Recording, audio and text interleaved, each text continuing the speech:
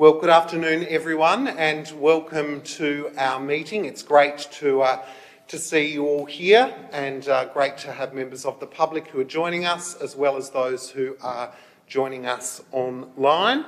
We'll open the meeting at 1 o'clock.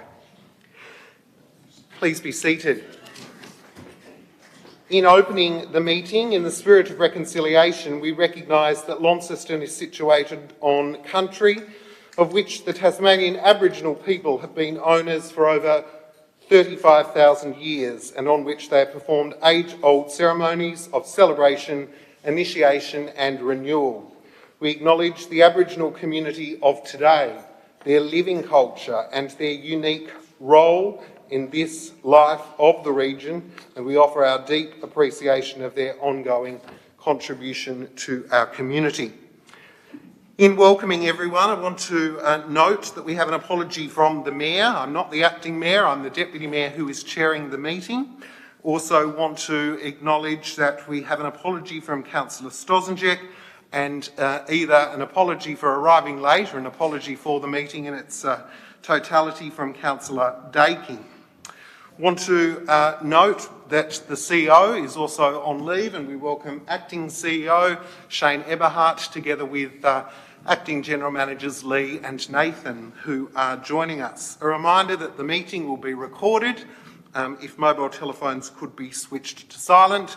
And also just a reminder, as councillors have been made aware via email, we are working to a new system, and so we might need to just take our time and have a breather as needed throughout the course of the meeting as our staff manage the new system and as we manage the new system. So there are no mayoral acknowledgements. We'll move please to item 3. Are there any declarations of interest? There being none, let's move to item 4, the confirmation of minutes. The minutes of the meeting held on the 7th of April. Thank you, Councillor Spencer. Seconder, Councillor Harris. We'll put the motion. All those in favour raise their hand, and that is carried. All councillors present. We move to item 5, councillor workshops. 5.1, council workshop report. Someone to move 5.1. Thank you, Councillor Walker. A seconder. Thank you, Councillor Dawkins. Councillor Dawkins. Councillor Walker, do you wish to speak to the motion? Just briefly, thank you, Deputy Mayor. Just in regards to Windermere and Swan Bay roads, the councillors received a presentation detailing investigations in that area, and I just wanted to acknowledge the work that's being done in council, by council staff, by officers, that really detailed, really comprehensive, and I really look forward to that progressing over time to a public process. Thank you, Mayor. Thanks, Councillor Walker. Councillor Dawkins is the seconder. Would any other councillor like to speak to the motion? Councillor Walker, anything further you'd like to add? Let's put the motion. All those in favour raise their hand. That is all councillors present, and the motion is carried. Thank you. We move to item 6. There are no councillors' leave of absence. And excitedly, we move to item 7, community reports. And today we welcome the Chief Operating Officer, Amanda Willems, to speak to us about Harvest Launceston, our own community farmers market. Amanda, a big welcome to you. Thank you very much for having me today, and certainly the invitation is most appreciated. I'm, yes, as Danny just said, the COO of Harvest Market. I've been in the role for about 9-10 months now. I came into the role post-COVID, which just, changed the market quite significantly for a period of time. And also this year we had our 10-year anniversary of the market actually being in Launceston. So I thought I'd see this as a bit of throw some information to you as a bit of a celebration on where we've come and just give you a few ideas on where we think we might like to go. So Harvest was started 10 years ago. There were a couple of local people that actually went to a New Zealand farmers market decided that Launceston and its wealth of produce and committed people to producing food and in the horticulture and agricultural space needed a legitimate farmers market. And 10 years later, and I threw some stats together last night, 10 years later we have seen over 1,078,604 people walk through that market, and that is just counted over 468 markets, so we're still a few markets short in counting. We have had over 20,678 stallholder appearances. Some are the same stallholders that have been there some years, and some are new. And of those stallholders, the average spend for those stallholders, and we've only been collecting this information for about the last 4 years, is on average $1,500 a Saturday. So if I loosely throw those figures together, I come up with, in those 400 odd markets that we've actually counted, there have been over $32 million spent by locals in that market space and by tourists directly in that market. And that doesn't account for people that have come in that have walked out and gone and spent money elsewhere. So we're pretty proud of our little harvest market. We currently have 120 members who are our storeholders. They come from all sorts of food and beverage production, and we have primary producers, we have value-added producers, and we have our ready-to-eats. And we have numbers in stalls anywhere from the quiet Saturday, maybe in the middle of winter, when COVID was affecting us, from about 40 stallholders to a Christmas market where we can have 75. At the moment, we have a register of about 200 volunteers, of which we have a body of about 20 or 30 that regularly come to our market to actually help us set up and help us to actually pack down, stand at the gates and basically be there as a support for the team that actually supports the market. We have an operating team of 3 and we're all part-time, and we actually probably put in approximately 90 hours a week to manage that Saturday market. We're coming out of COVID, which is fabulous. We're now seeing numbers return back to 3,500, 4,000 go through on a Saturday, which is absolutely fabulous. The sporting groups that actually love to come to the market, Western United Football Club, Hawks, the Jack Jumpers, they bring their cheer squads, they bring their promotional squads. We're now seeing a lot of interest in them to come back to the market. We've got interest with BOFA and with Targa in actually doing things in the marketplace as well. So we're getting very busy, which is really, really good. And, the vibe that's actually happening on a Saturday morning is a lot more positive than it was. People are a lot more excited. They're a lot happier to be out, and they're very relieved that we're not as restricted as we were. So it's absolutely fabulous. We'd love to see a few more locals. We do get a good number of locals, but our anecdotal information at the moment is that we've got a lot of tourists going through. We love tourists, but we'd love to see more locals come back as well. So the market's doing really, really well, and we're getting it back to, from what I can gather, what it was like 2 or 3 years ago before we started really being impacted by COVID. So to the future for us, well, we see probably the next year as being a bit of a bedding down and reaffirming of the happy experience that is the harvest market. Not necessarily getting too carried away with a lot of new innovation and a lot of new activities. I think coming back to where we were before COVID is something that's really important to us. But in saying that, we've got new stallholders that want to come and join us, which is absolutely fabulous, from around the state. Anywhere from more distillers to micro-herb producers to better beef producers to egg producers. And that's really, really fabulous. A lot more interest in a lot of our community groups too. Behind the scenes and in the market, we have great relationships with, for example, the Women's Friendship Group, who actually support a lot of immigrant families in social support, community support, written support, and filling out things like visa application forms and paperwork. We have got interest from so many more buskers too. I mean, it's just all such good news. We've got new applications for buskers that come in on a weekly basis. So, we're getting a lot more encouragement, from that side of it. And what's really fabulous is we don't pay buskers. So the fact that they're actually genuinely interested in wanting to promote their own business or their own talent in the market is absolutely fabulous.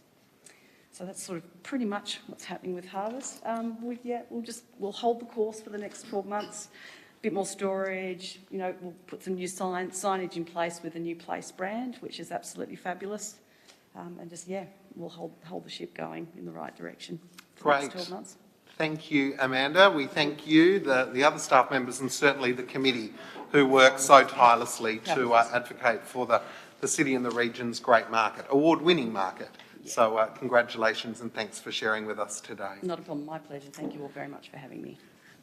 We now move to item 8 on the agenda, public question time. 8.1, public questions on notice. Specifically, we note 8.1.1, questions from Mr Norman, 8.1.2, questions from Mr Norman, and 8.1.3, questions from Mr Norman, the responses of which are provided in the agenda. We now move to 8.2, public questions without notice. So this is the opportunity for members of the public to ask Council some questions. When you come forward, for the purposes of the minutes and the recording, if you're happy to say, please, your name, that would be appreciated.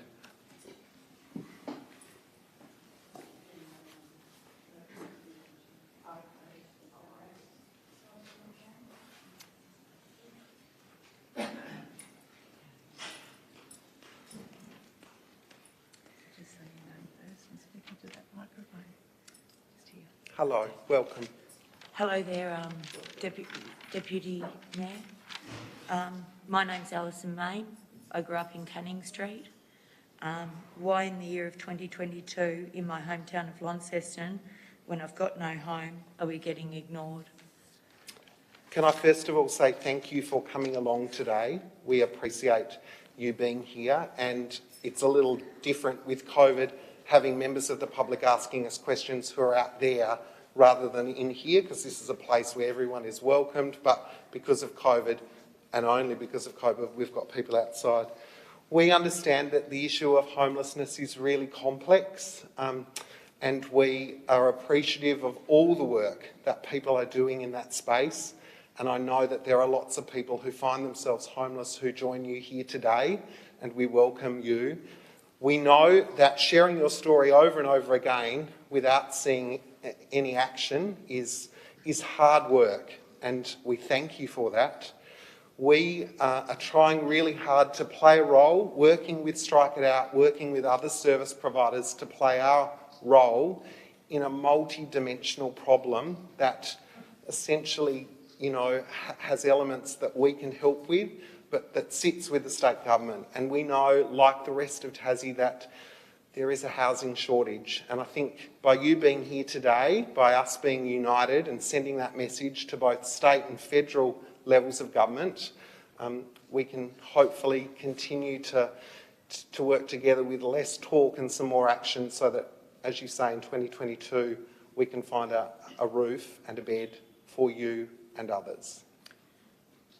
May I say something? Of course. Another question. I've lost probably 4 friends in the last 6 years living this way. Yep. They've died around me on the streets, and I feel like I'm the female version of those 4 men that have passed away, and I feel like my time is probably next. Well said, Ali. Well said. Thank you for sharing your story. 6 years. Yep.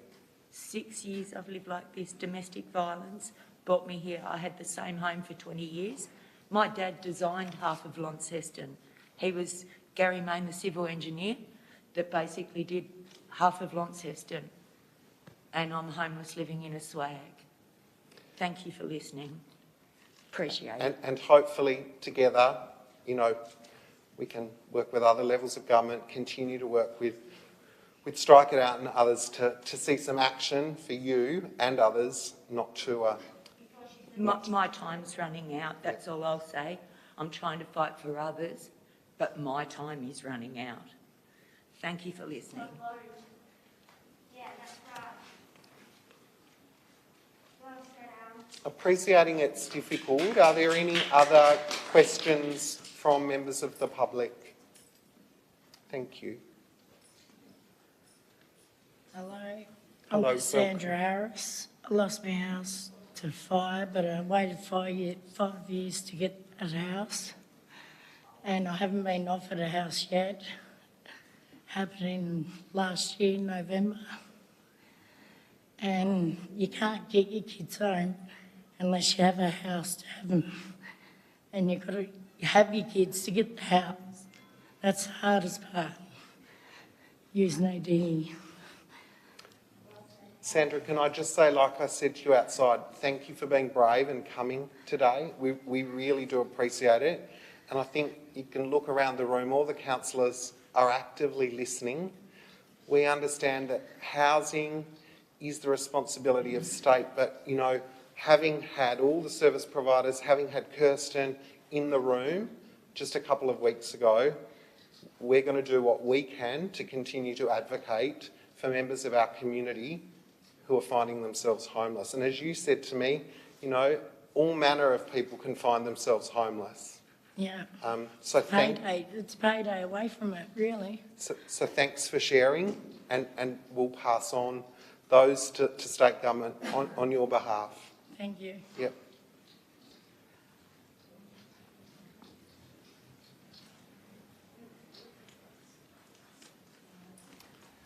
Good afternoon, Acting Mayor. My name's Tony. I actually hold a job, but I am currently homeless. I've been paying $600 a fortnight to maintain a roof over my head in a hotel, and I've been living there for 2.5 years. In that time, I have seen several of my friends die on the streets, beaten, bashed. If not, their drug addiction has got worse. Alcohol has taken over. Safe space ain't safe. They condone, obviously, bad behaviour. They're not reinforcing goodness.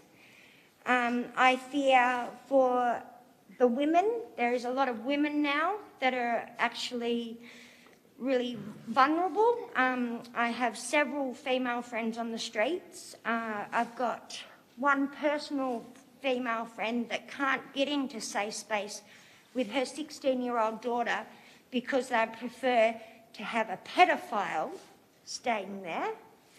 Well, shouldn't a child have a roof over their head? You know, like, why does my friend have to stay on the streets, you know what I mean, and trying to, you know, guard her daughter, meanwhile she can't get into safe space, but pedophiles can? Like, help us, please. Like, my friends are dying, like. So thanks so much for coming along today. I mean, we don't have all the answers, and we understand that, you know... Like, I'm not hopeless, you know, I hold a job down, I work, you know, like... Definitely. Yeah, I've had a bad past, but we can all redeem ourselves, like, we've got a future, you know, like... You know, we're somebody's family, somebody loves us, you know, like... So what we're committed to doing, you know, we're committed to the lockers, we're committing to the pods, we're committed to ensuring people who think they're on a list are actually on a list, because we know that, you know, that's disheartening to find that... Mate, but I'm being taken for a rot, $600 a fortnight just for a roof over my head. And importantly, our council, you know... People can't even afford that. Yeah, and we supported a motion with other councils to look at, and I know the word review means time, and, you know... We don't have time there. That's right. But time's running out. What, we takes are another person actively to die? listening today, and we will continue to do what we can in this space with But state. I'm just saying, if there is a death, then, you know, we've come and made you all aware of it, so maybe, you know, it might be held on your hands, you know. Thanks Okay, for coming thank you for along your time. today.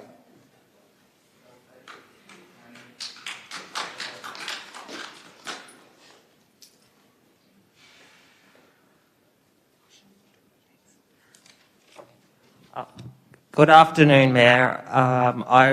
My name is Floyd, and I would like to address that I know that a lot of people who I'm just noticing around the streets and who are around Launceston and around the place and that, and personally I know a good friend of mine and a couple of other people I also know who I used to see around in the streets and that. they're really doing it really, really tough, really hard.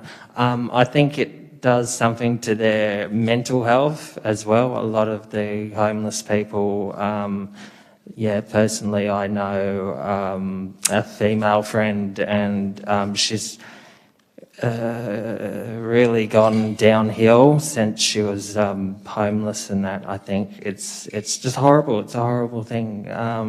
I think it's personally affected her.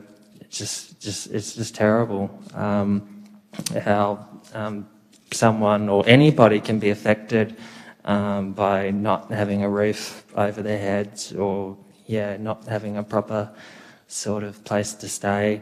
And I know the safe space, that's not really safe at all for people, because I know firsthand. I've been up there, and it's not sort of the best area for people to be at. And I knew another guy who was around Launceston who's, he looked like he was in a bad shape. He's carrying this trolley everywhere he went with all his belongings in it and stuff. And I think he just, he didn't have anywhere else to go. He just, he was just hopping around the mall, and it's terrible for even people to just hang around where the Woolies car park is in town, to just, which is horrible. And I used to hear stories about people sort of, they're not sort of camping, like having sleeping bags around just where on the main highway strip where the Sacred Heart Primary School is, I think, along the way, the road to get to Riverside. Some people were just sort of pitching up tents up there and stuff, because even the public housing areas that they have are really run down. Some of them are not, are in bad shape, and I've heard stories where people have come up there and sort of damaged their property and stole stuff and horrible things, what people have told me. I should take my mask off. I think, but what I really wanted to say, that I think some people that are homeless, it can really mentally just sort of destroy them, which is horrible. Just seeing them that way, because they can really go downhill, and it's really sad, because they can be normal people and live normal lives, just like everybody else can. That they're just homeless, and they need proper attention, I think, and they need to be properly cared for and looked after and stuff.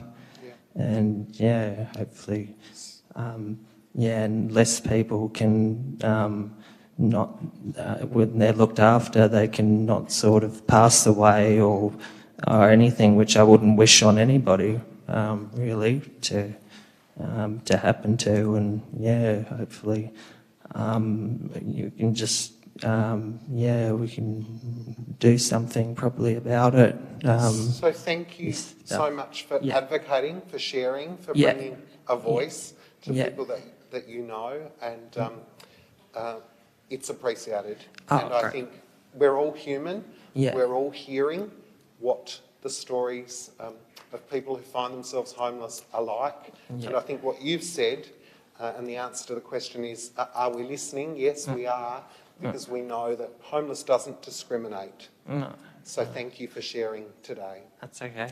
Yeah, thanks. Yeah.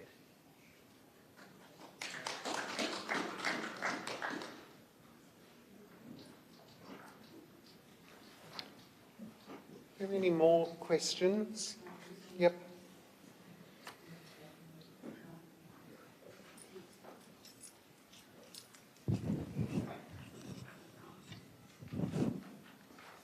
Hello.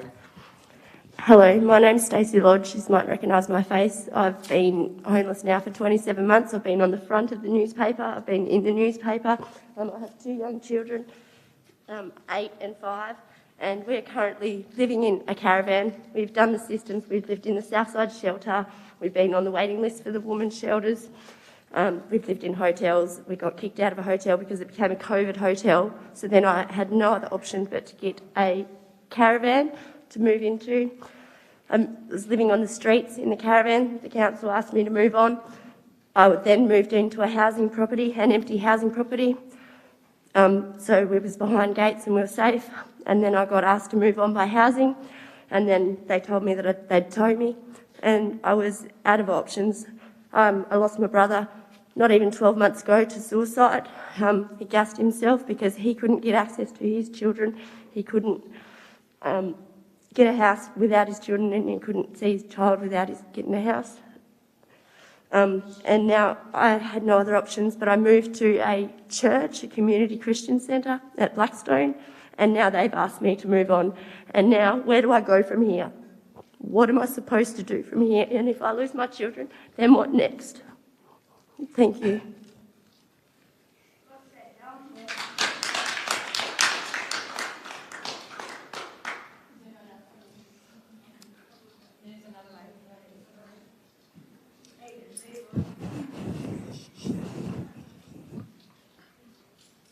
Hi, I just wanted you to know that it's also professionals that are having difficulty finding housing.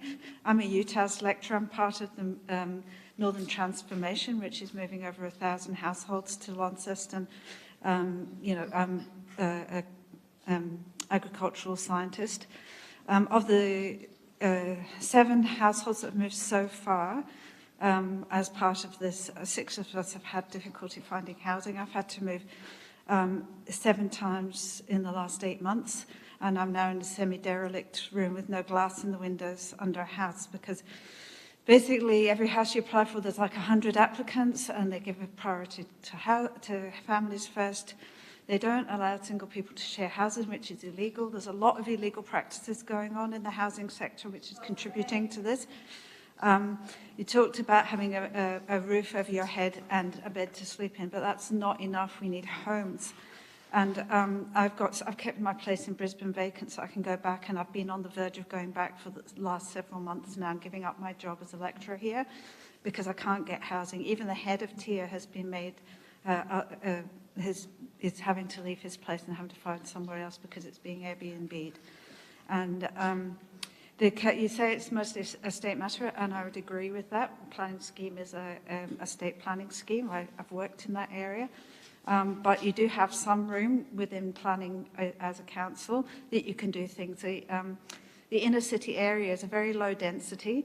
In the 19th century, they used to build to 3 or 4 stories, and now it seems like everyone wants to live in little 1-story buildings on a block of land, and then the real estate industry comes in and says, no, you can't share them either, so people are rattling around in 3 and 4 bedroom houses with 1 or 2 people in them, and that you're not allowed to share those houses. So I think there's a new type of development, new about the last 10 years in New South Wales, called New Generation Boarding Houses, which is for that sector. It's not what you call affordable housing, which is people off the housing list. All of us need to have housing that we can afford as well. A lot of people, my colleagues, are in places that they can't afford because they can't get anything else. So have a look at new generation boarding houses and whether it's something that could be considered in Tasmania, because it's custom designed shared housing, and it's the most common form of development now in New South Wales and has been for a number of years. And people like me can buy in together and share. So, if people like me are having trouble getting housing, then people further down the socioeconomic spectrum just get pushed out altogether. I end up in the sort of bottom end, and then they end up with nothing, So it's all linked. Anyway, thank you very much, and that's... So a couple of things. Could we just grab your name, first of all? Yes, Rowan Eisner, Rowaneisner. And I think you raised some really good suggestions and provide another face to this multi-dimensional issue. And we'll Yes, certainly I have been to see the take. state planning minister over this, but he's probably had his portfolio changed now, he's treasurer, so I don't know. Thanks for your time. Anyway, thank you. Yeah.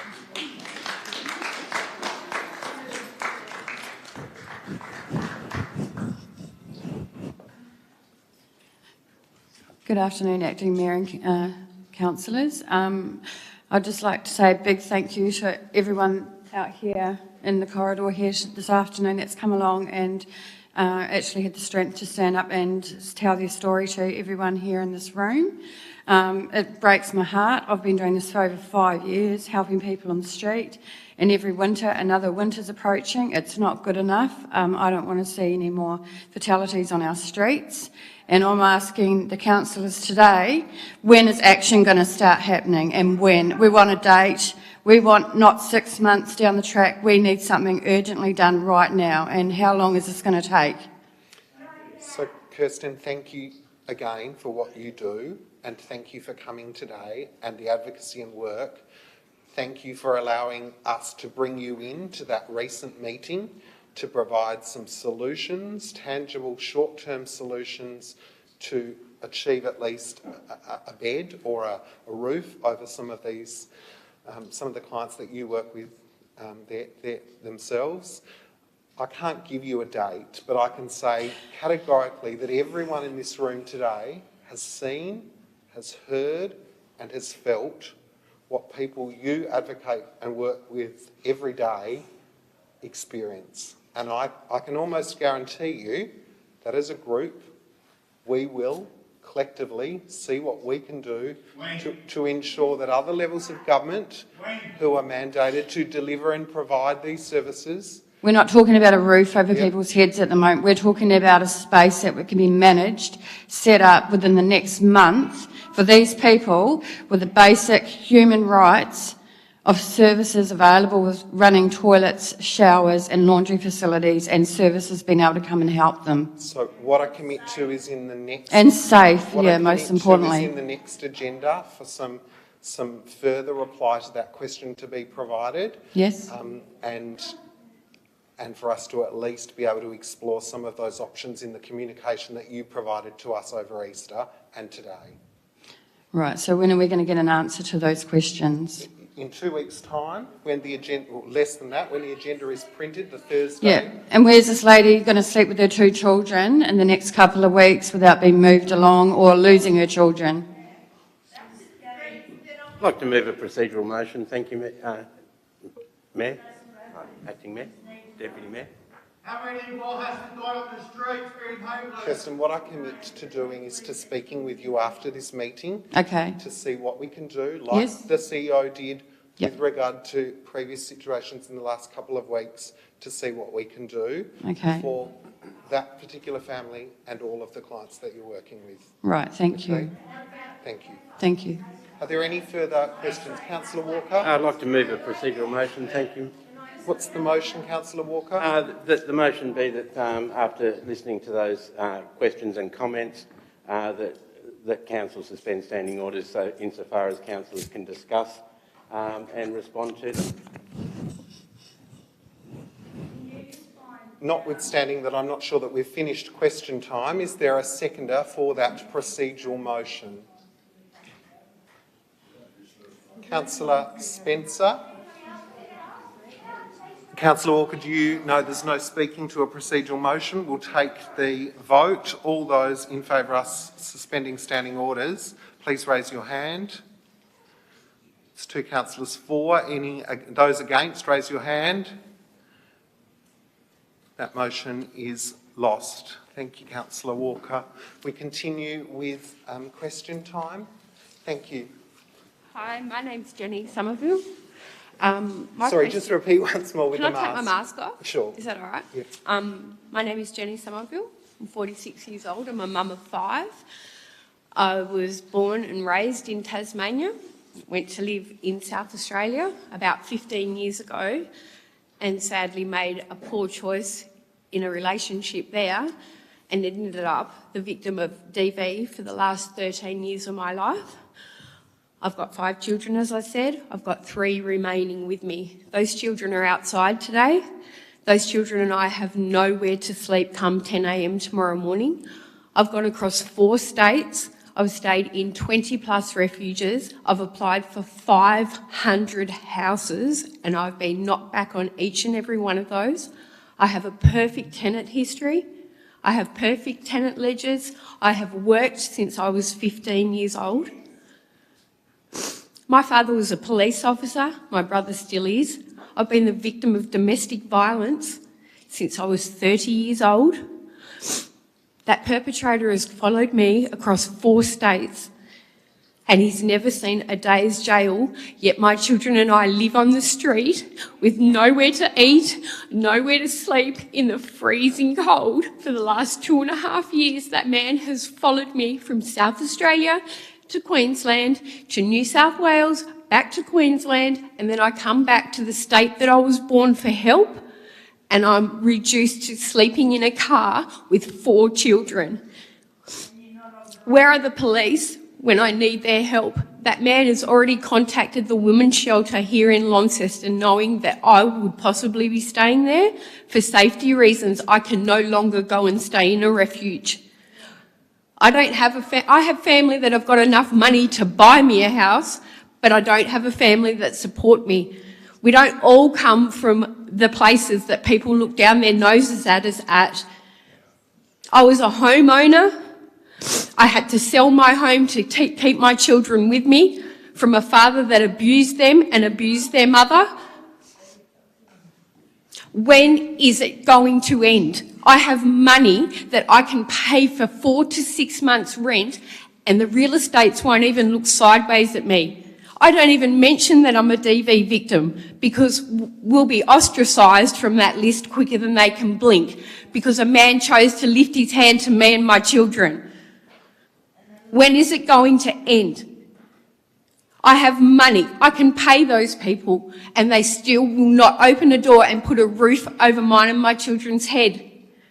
I've got people in this room that work here that have known me since I was an apprentice. I've worked all my life so that I'm reduced to living in a hotel with no heating and I'm out at 10 o'clock in the morning, even though I can pay for another month in advance, there is nowhere to go. If the court gets wind that me and my children are homeless, my children get sent back to a father who sexually and physically abuses them. When will it end? When is it going to end? Where are the police when I need them? They get to go home to their children every night and know that a perpetrator's not going to knock on the window of their car and take their children from them. I don't have that opportunity. I've lived for 2.5 years on the run from a maniac to be reduced to my hometown of sleeping in a car. When is it going to end? I'm not a drug addict. I'm not an alcoholic. I'm not a criminal. I'm a police officer's daughter who chose the wrong partner, and I have paid the price over and over and over. I'm not asking for anything, just a roof over my children's head. Thank you.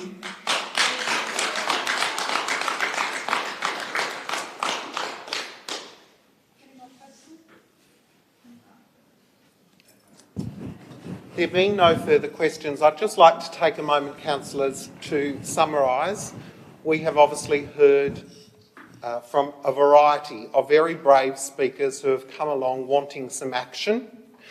And Kirsten, we thank you for, providing those perspectives that make this issue very real and obviously something that we need to be involved further in assisting with. The councillors have heard the questions that have been asked. They've heard the stories. I've committed to speaking to you after this meeting. We've also committed to providing some further information in the agenda in 2 weeks' time. And with regard to some of those specific examples, it's not appropriate at this time for individuals to provide their contact details, but through Kirsten, we will do what we can at the local government level to assist some of those individuals that we've heard from today. Thank you. Okay, Councillor Soward.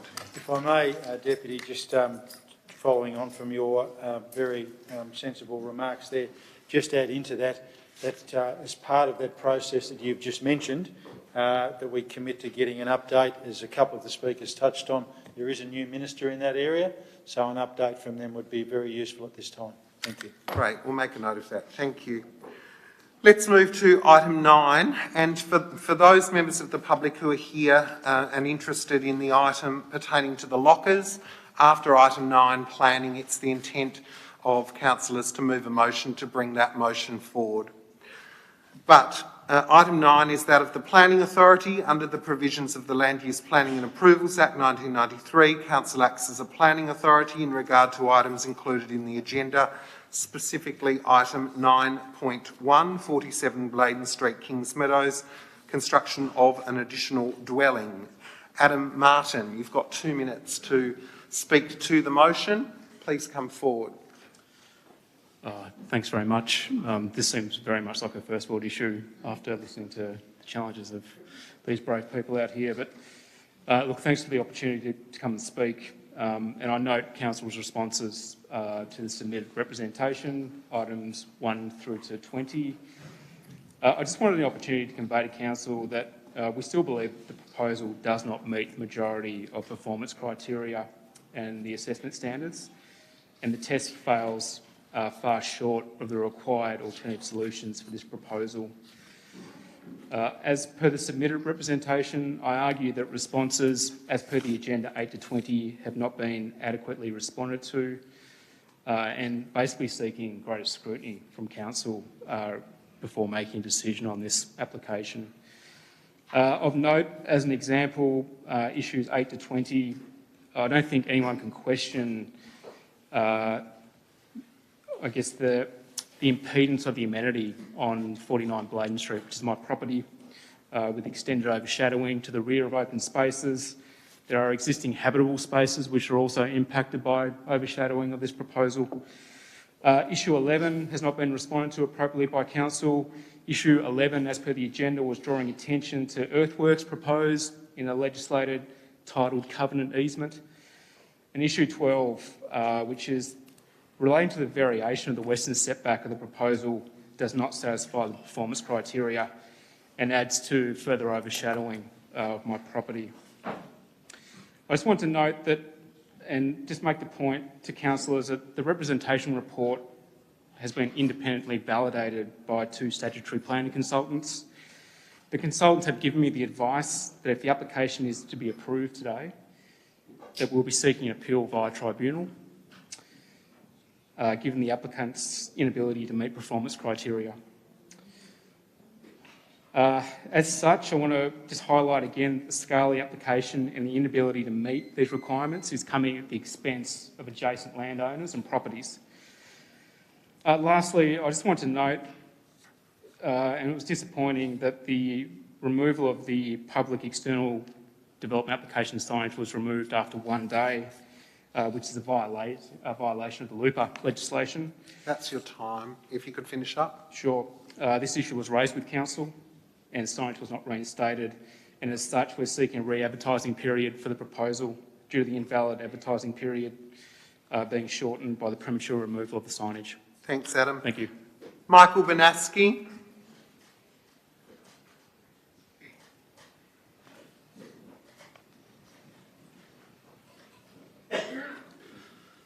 My name is Michael Banaski. I'm the architect at Honed Architecture and Design. I'm the architect for this development. Our proposed design at 47 Bladen Street is a positive contribution to the streetscape and studio suburb. This suburb has undergone a resurgence in recent years, with more density being added in rear yards of these existing homes. What we are proposing is no different to other developments within 100 metres of our site. 27 McDougall Street is owned by a Director of Housing. They actually demolished a house and constructed 3 units within 100 metres south of our site. 19 McDougall Street has been built a unit in the backyard. 8 Reed Street, 150 metres south, once again has got 2 units in the rear of their site. 12 Reed Street, they demolished a house and put 2 units on the site. As you will see, a precedent has been established in increasing the density in the streets and the street itself. Mostly actually government divisions, not just mum and dad developments. It should be noted that most houses in the street actually have access to the backyards. Over time, we do see these as being developed in sites. It should be noted both neighbouring properties who have raised these objections also have rear access to their site, and there's nothing stopping them in the future from adding dwellings as well. 47 Bladen Street is zoned general residential, thus one unit is allowed to be in the backyard. We have worked through the planning scheme, we've met both requirements of the acceptable solutions, and we believe we've met the requirements of the performance solution. It should also be noted, I'm currently designing 4 other unit sites within this street and neighbouring streets to be lodged shortly with Council, similar with units in the rear yards. This area of the suburb is primed for future growth and expansion due to the proximity of schools, shops, public transport and the affordable housing market. It is a fantastic area and it's exciting to see more and more people are willing to reinvest in the older age forgotten back streets of Kings Meadows. It provides new life to the old age residents and gives opportunity for employment for trades and builders. It is exciting times ahead. With our proposed development today, we put forth a fantastic development. It ticks many boxes with the planning scheme and we accept the recommended conditions put forward. I seek your recommendation for approval today. Thank you for your time. Thank you. There are no other speakers listed. Elizabeth, is that the case? Great, thank you. Item 9.1, someone to move the motion. Someone to move. Thank you, Councillor Mackenzie. A seconder. Thank you, Councillor Harris. Councillor Mackenzie, do you wish to speak to the motion? Notwithstanding, I'll just right at that moment, Councillor Soward asked for a question. So, Councillor Mackenzie, are you happy for that? Councillor Soward, question. Thanks very much, Deputy and Councillor Mackenzie. My question relates to Mr Martin's remarks about the development application sign disappearing after a day or so. Could, just for the sake of clearing that up, could the relevant officer just explain what the normal process is if that does happen? Thank you. Manager of Planning, Richard. No, Town Planner Duncan, thank you. Thank you for the question. Generally speaking, the legislation requires the sign to be erected on site for the advertising period or at the start of the advertising period. It's an offence to remove the sign before the 14-day period is over. That doesn't mean it doesn't happen. That doesn't mean that occasionally signs don't blow down or whatever. If it's brought to our attention in the first week, we usually replace the sign. Sometimes it vanishes again within moments. There's nothing we can do about that. We can't physically post somebody there to watch every sign every day. The statutory requirements are met, the sign went up. There is, in fact, no statutory requirement or no consequence of the sign not remaining there for the full period of time. As a courtesy, we try to put a new one up again if it's brought to our attention early enough. Thank you. Any further questions, Councillor Soward? Mover, Councillor Mackenzie. Thanks, Deputy Mayor, and thank you for the comments made by the representative and the proponent. Again, we're always faced with these difficult ones, and this happens more regularly than not. I'd have to say the subdivision of backyards seems to be something that's strongly happening in Launceston, as is in other places.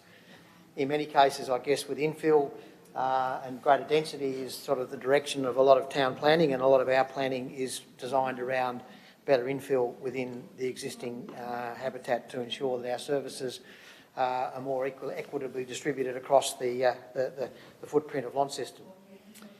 I have to say, if there's a positive out of this, it's a one-storey building. I have to say, in the last 5 to 10 that we've actually assessed at this council, they've been two-storey buildings, often on slopes with far more significant imposition than that. And nearly, I think, in every case, we've passed those ones. Do I like the footprint? The footprint is really heavy, but if you actually look at the standards requiring any planning discretion, there's 10.412, 4.12 earthworks and retaining wall, which relate mainly towards the garage or the car spaces at the front of the building, of the existing building. Location of car parking, which again at the front of the building. Site coverage and private open space for all dwellings is considered, and the car parking numbers. They are the only discretions that have actually been needed to be, otherwise the building actually fits the planning permits. So in relation to each of those issues, The earthworks and the retaining walls, they'll need to be done appropriately and designed accordingly, and therefore have been determined, provided those conditions are met, to meet the requirements of the scheme. The location of the car parking, again, looking at the site today, the frontage of the existing dwelling actually sits below the ground level, and therefore the build up there, and therefore the ability to build 2 car parking spaces into a retaining wall and sit pretty well below the level of the street, and therefore be well hidden from view, plus a landscaping plan which is included in there as well to further disguise those from the front of the thing, makes common sense. In relation to the car parking numbers, while we're on that sense, the reality of it is the current existing place probably only has the ability to park 1 car in there. Under this scheme, or under this plan, there are 3 car parking spaces provided in the new dwelling, and there are 2 car spaces provided in the existing dwelling. So arguably, by doing this development, there'll be less cars required to be on the street, potentially. If not, it's only going to be the same number of cars that park on the street now, because the reality of it is the existing dwelling only has 1 car spaces, so anybody visiting would need to park on the street anyway. And the site coverage, the officers have done the analysis, and it's less than 50% coverage by the buildings. There's a fair bit of building, and I have to say the 24 square metres of private open space is very, very small, but it meets the requirements of the Act. The relationship to the site coverage and the private open space is actually about the fact that the private open space for the existing dwelling will actually be at the front, and therefore I think it's because of the northerly aspect that it needs some discretion. Given the way that that's designed and the way that it's done, the only overshadowing that's going to come is from the fence on the western side during the course of the day, and as a consequence of that, the performance criteria is met. Unfortunately, I understand the comments made by the representor. They've been answered partly by the representor, by the proponent in his response back to council, and the council officers have addressed them in the 15 or 16 responses that they've made, and have determined that each of those issues are in line with the planning scheme, and therefore we should pass this today. Thank you, Councillor Mackenzie. Seconder, Councillor Harris, do you wish to speak? Just briefly, once again, Councillor Mackenzie has done a very good job of going through the 4 discretions we have. I guess, as he said, we often seem to have 2-storey unit developments when someone wants to do a 3-bedroom, 2-bathroom, 2-car garage development in the rear of a lot. Thankfully, this one is a single story, but because of that, it then covers a lot of the ground. And certainly I share Councillor Mackenzie's, not so much concern, but a little bit of dismay almost that is all the space that they will have for public open space. But that 3-bedroom unit would certainly suit people who have older children or even no children living at home, as it was conveniently located, as Michael had mentioned in his thing.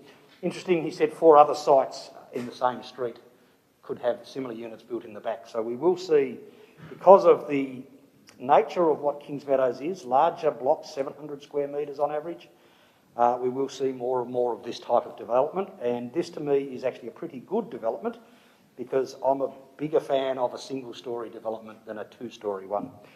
It will mean that council will need to put some more resources perhaps into the local parks of Kings Meadows, including McDougall Street and also behind Guy Street, because generally when they build this type of unit, there will be only very limited open space for families to use, and therefore the community open space will become a much greater requirement for us to look at. But as far as this particular development is concerned, I'm happy to support it as it is. Thank you. Thank you, Councillor Harris. Any other contributions, particularly around the standards requiring discretion? Question, Councillor Walker. If I may, thank you, Deputy Mayor. I suppose my first question just goes to clarifying in terms of site coverage. It complies, but I note that that's excluding eaves up to 0.6 metres wide. Would that be all the eaves of both buildings per chance? Town Planner Duncan.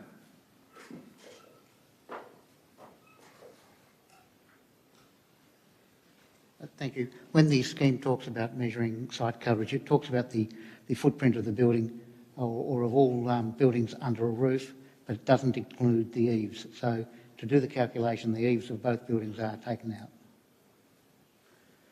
So to answer that question, yeah, it is the case that all eaves are removed from that calculation. Correct, yes. Another question, if I may, Deputy Mayor. When it comes to the private outdoor space that's being provided for the front dwelling, it's normally the case that these outdoor spaces are to be private, and that's sort of explicit in the condition.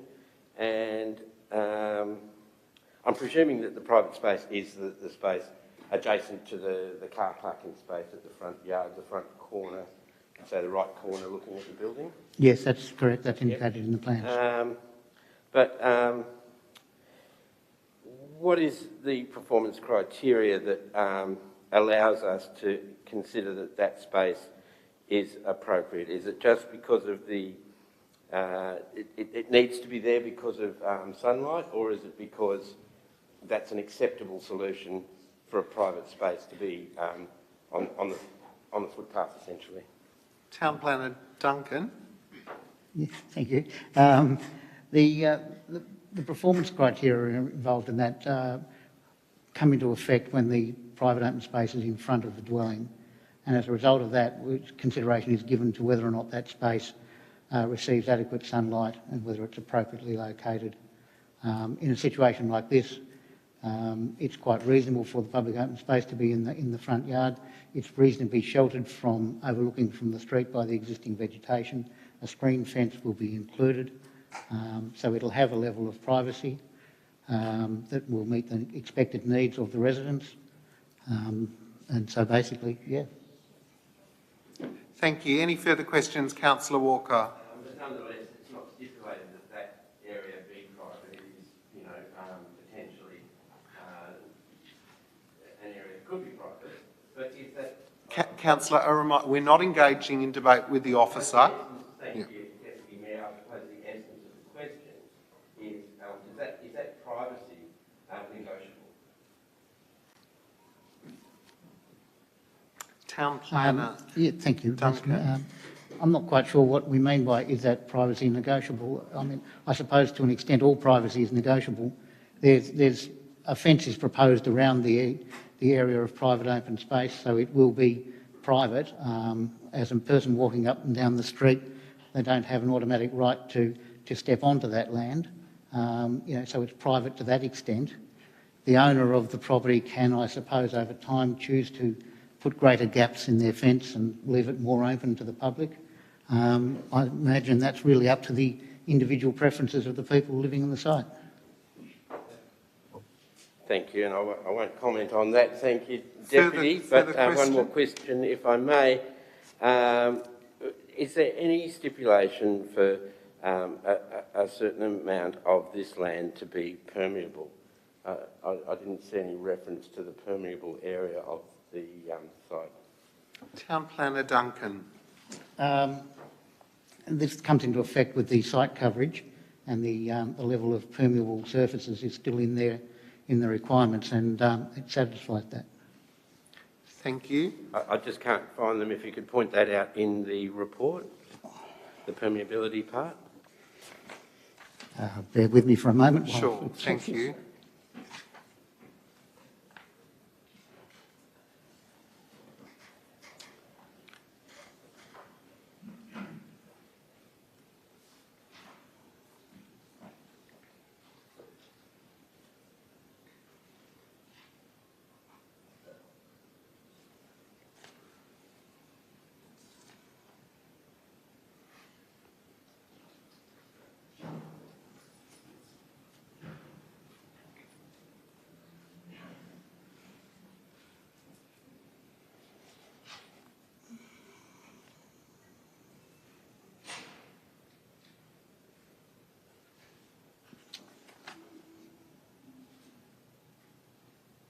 No, you're quite correct. In fact, I can't find that at the moment. What we'll do, so you're not put under pressure, we'll go to the next speaker and then have the answer. Is that, Councillor Walker, are you satisfied with that? I'm satisfied with that. I haven't yet spoken to the item, and I'm more than happy for this to lay on the table as well if that be required. We'll see how we go. Are there any further speakers at this point?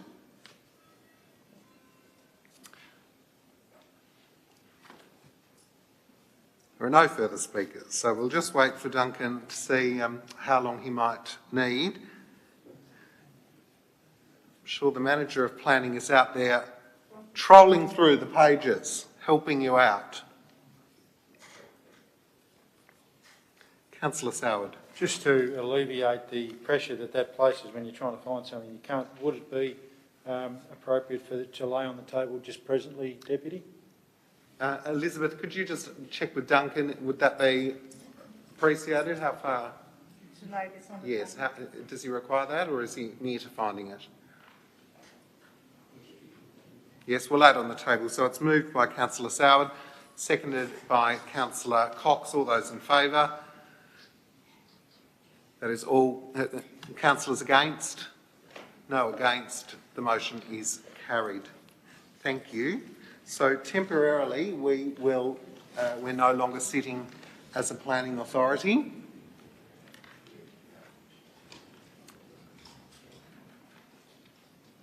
And so I seek someone to move.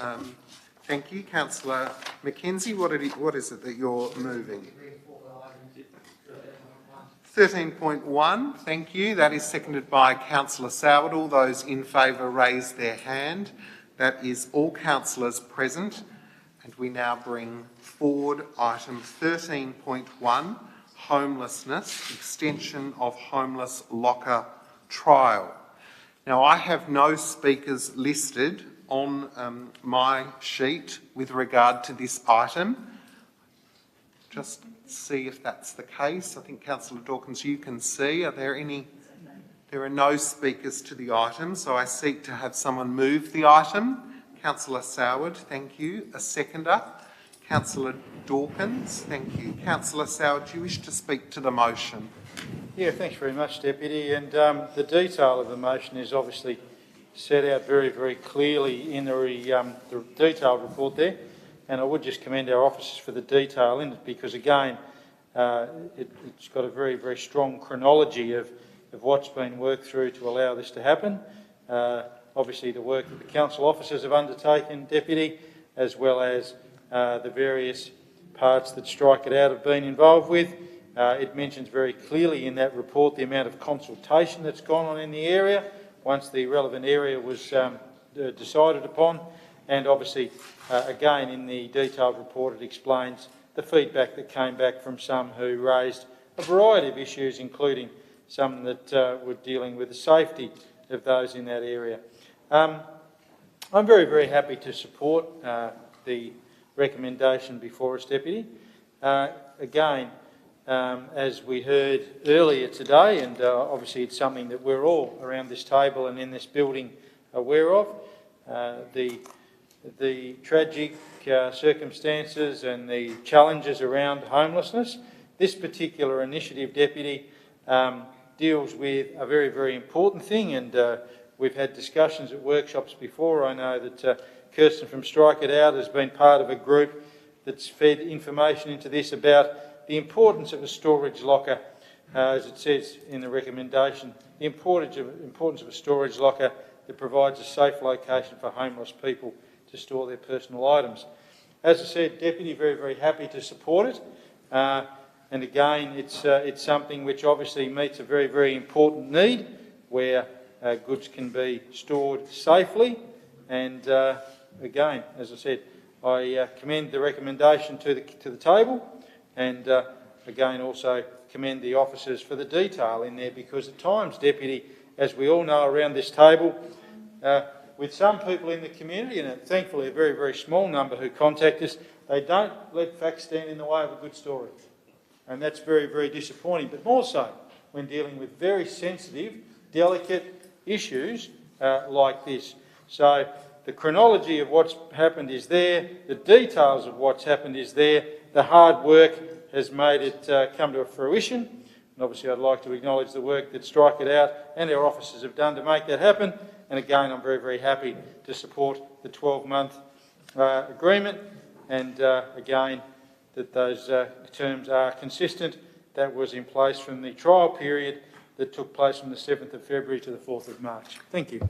Thank you, Councillor Soward. Seconder, Councillor Dawkins. Thank you, Deputy. I think there's incredibly stark contradiction here today, where we go from listening to people's valued and true stories of their life and then start talking about planning. It's a real moment, I think, in my career where I've had it laid on the table so starkly and so keenly that none of us can walk away from here and not be changed by it. I also support the extension of the trial, though I think the word trial concerns me. We know that people who've come today want something permanent. They want some buy-in. They want something that they can feel they've got community ownership of as well. People don't come always looking for handouts. They come to find how they can be a partner in the solution to their own issues. So I know this is just the beginning of the conversation today. I know your deputy are going to have more to say. I know Councillor Walker is going to have more to say in this space in the weeks to come. And we want to see this as that moment where council starts to tilt towards more of the social problems that we can see and hear the experience of in this city. Launceston hasn't always been a place where there's been visible homelessness. This is changing. We can all see this is changing. Many of us have lived in bigger cities where homelessness becomes invisible. I do not want Launceston to become one of those cities. We cannot let this issue become just another problem of culture, of society, and of capitalist society, because that would be the worst thing that could happen to this beautiful small city. What this does expose to me is the structural inequity in our community. So many of these stories are of women. So many of these stories are of women leaving terrible situations, taking their children and packing up, stealing away, leaving everything behind to the person who often is the one who's perpetrated crimes against them and made them homeless. I work in homelessness in my day job.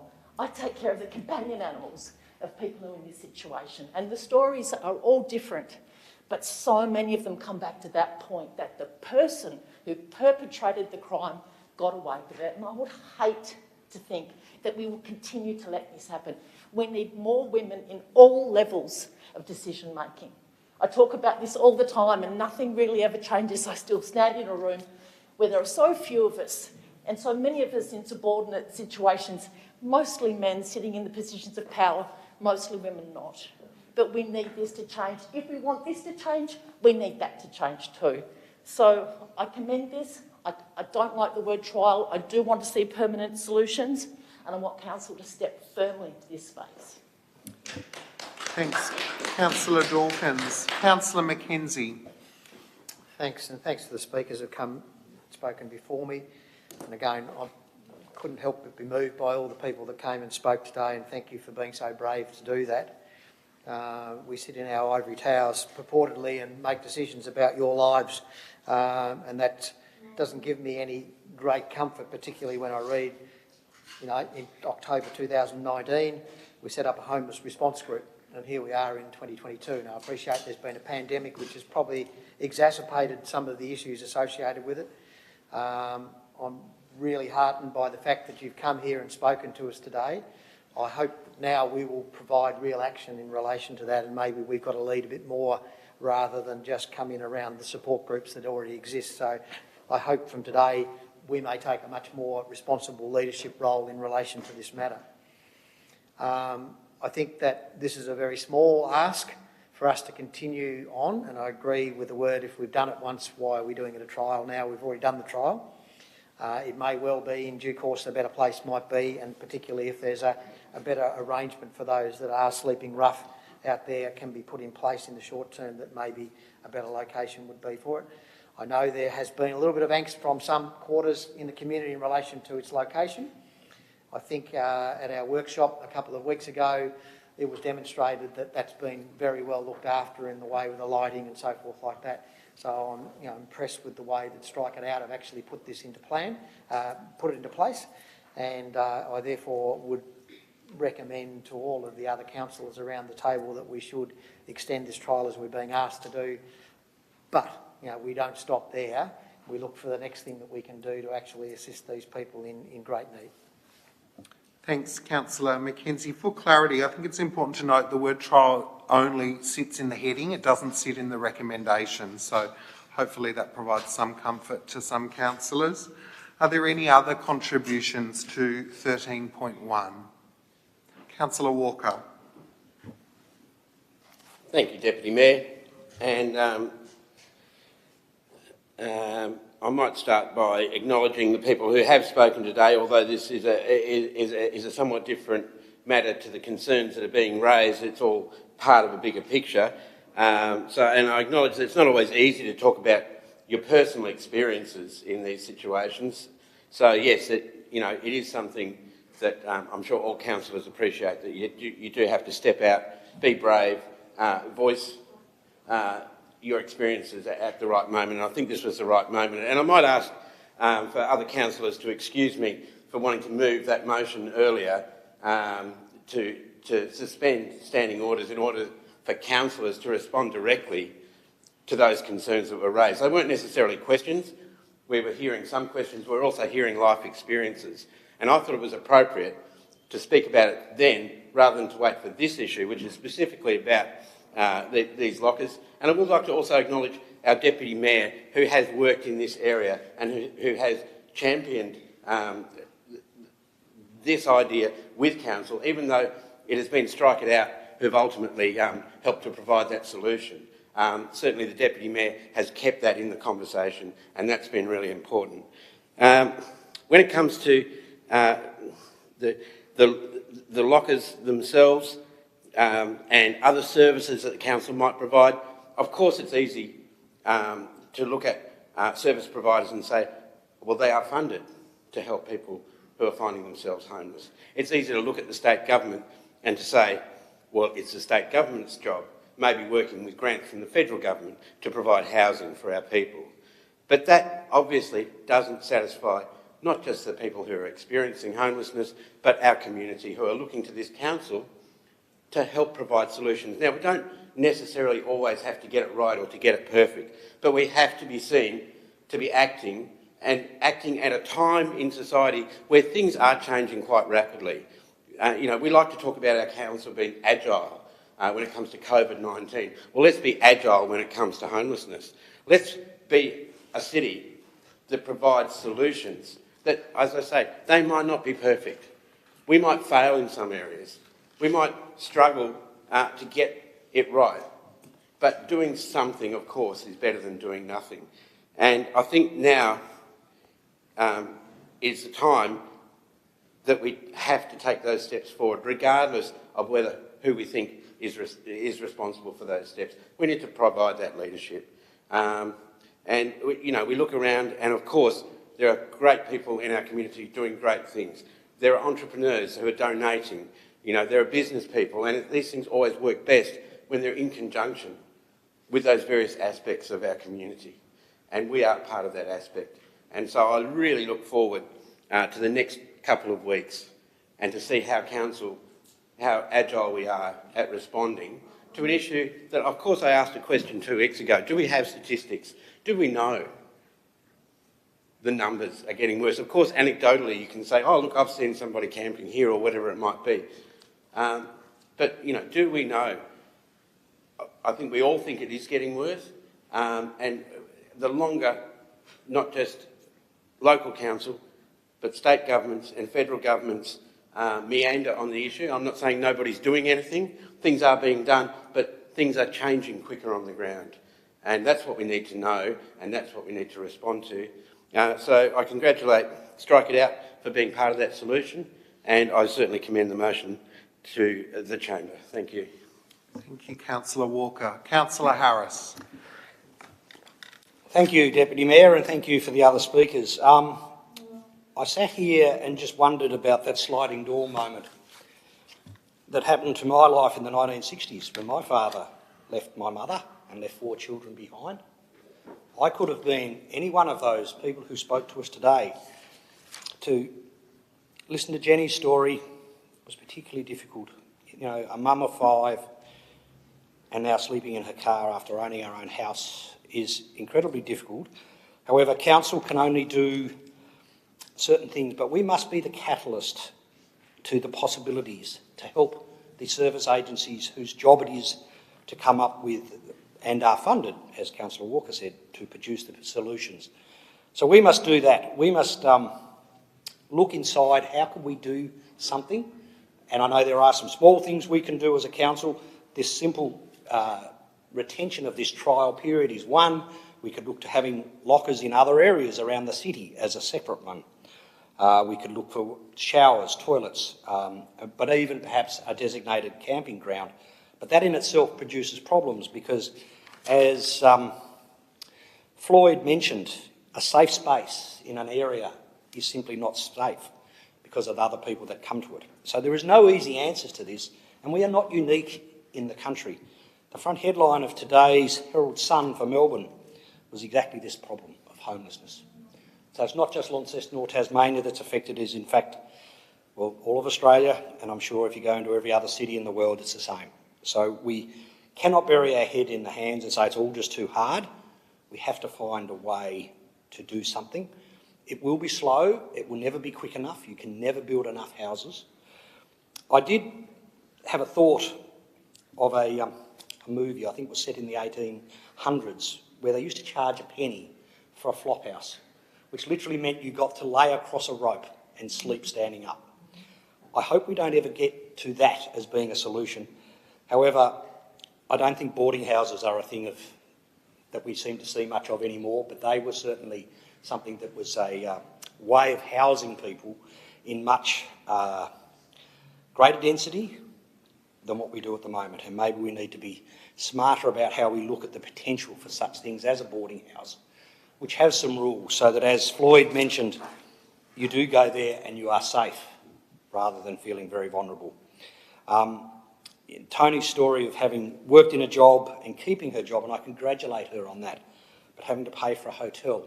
And of course, during the COVID period, there was money, state government money, to help people stay in hotels because there weren't tourists. So it was actually a bit of a whammy, hence I think why the eye was taken off the ball, because there was no longer such a problem. But it is back with COVID in its recession, tourists returning, the hotels want to have their guests, and so therefore people are being moved out of those. But we haven't in that meantime taken the opportunity to build anything.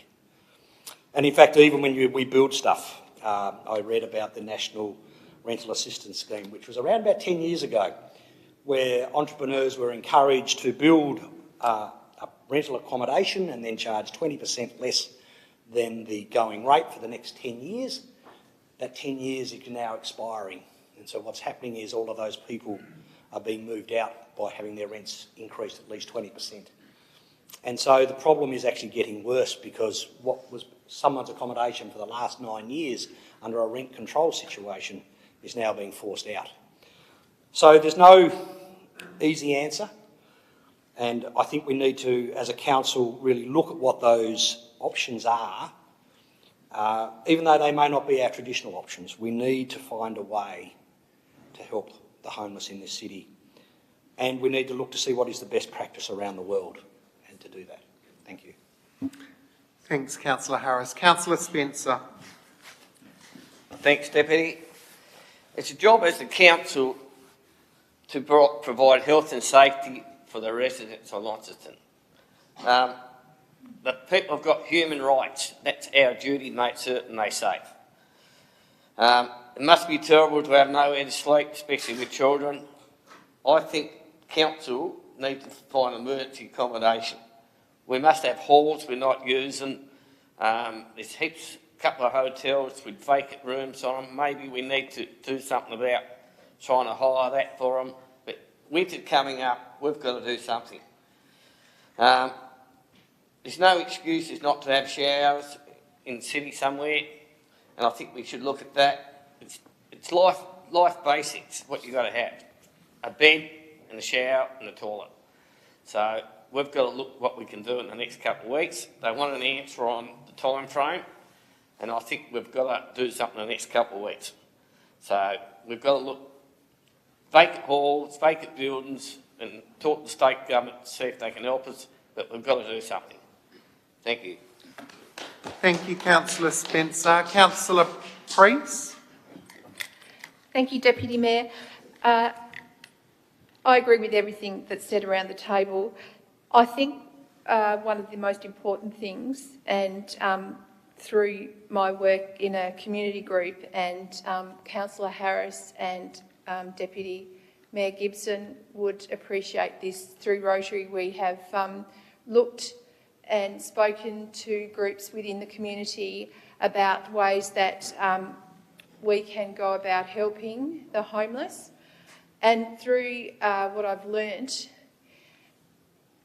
is that we have to work in collaborative thought to solve the problem. So where it is a responsibility for care with our community to look at options to provide housing and safe places for our homeless people, I think at the same time we have to be collaborative, work with all community groups, all community organisations, council, levels of government.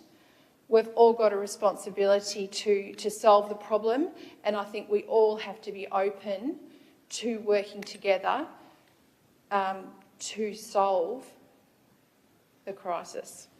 Thank you. Thank you, Councillor Preece. Councillor Sowd, I wonder if you could have the chairing of the meeting for a moment.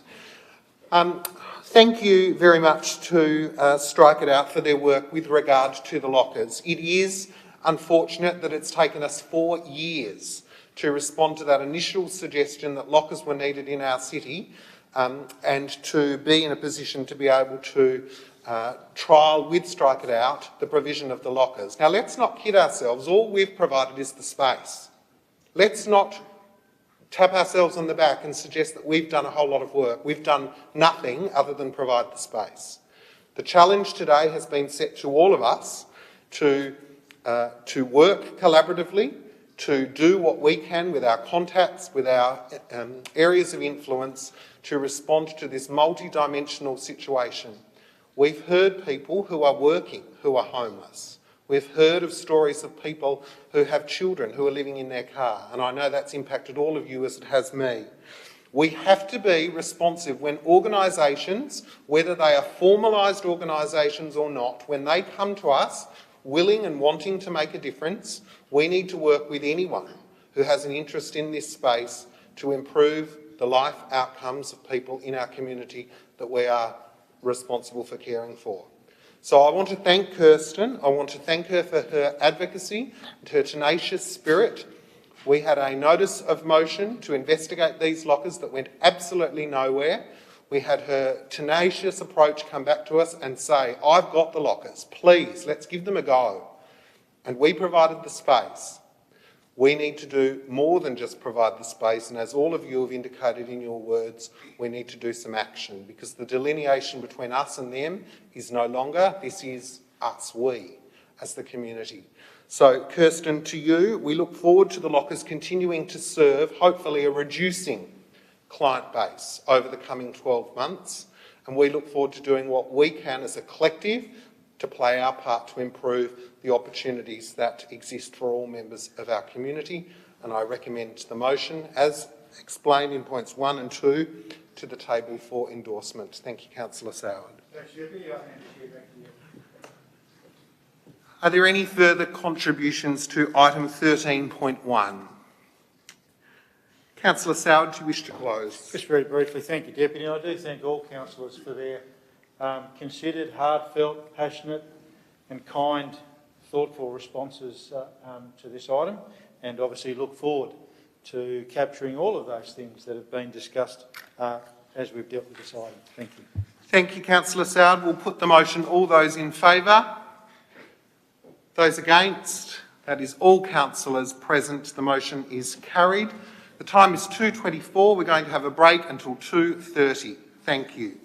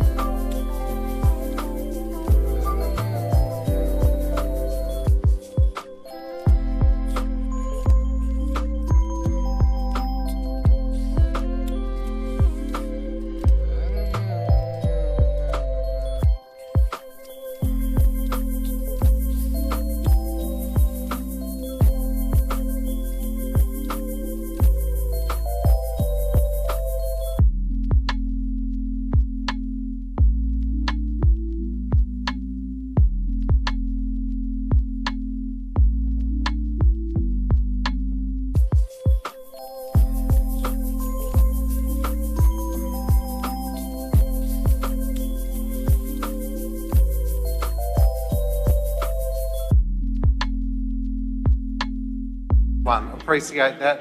Noting that Councillor Spencer is just making his way to the table, I wonder if we could have someone please, thank you, Councillor Soward.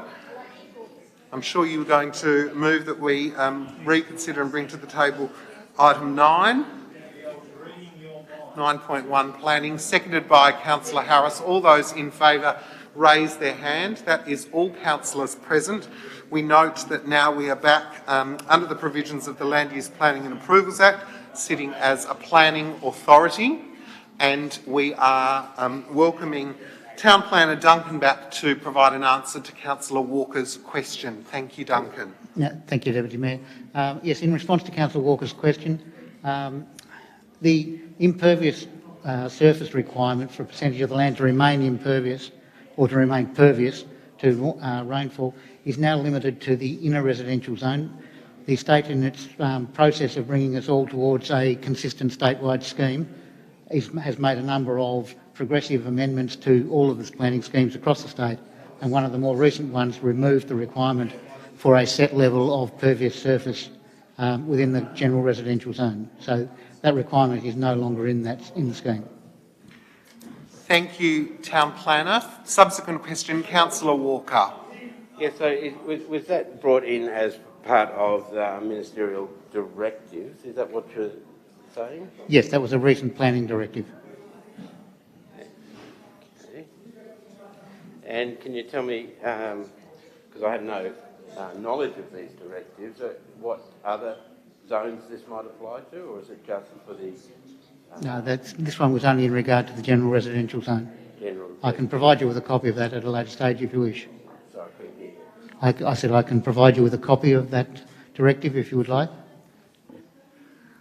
So for clarity, moved by Councillor Mackenzie, seconded by Councillor Harris, who have both spoken. Are there any other speakers? Councillor Walker.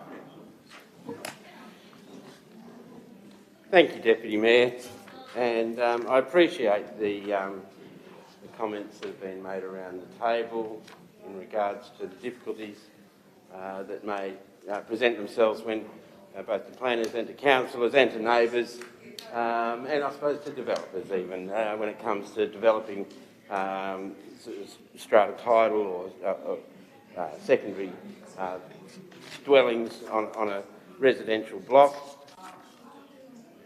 There are another number of discretions, as Councillor Mackenzie, I think the mover, perhaps, has already gone through.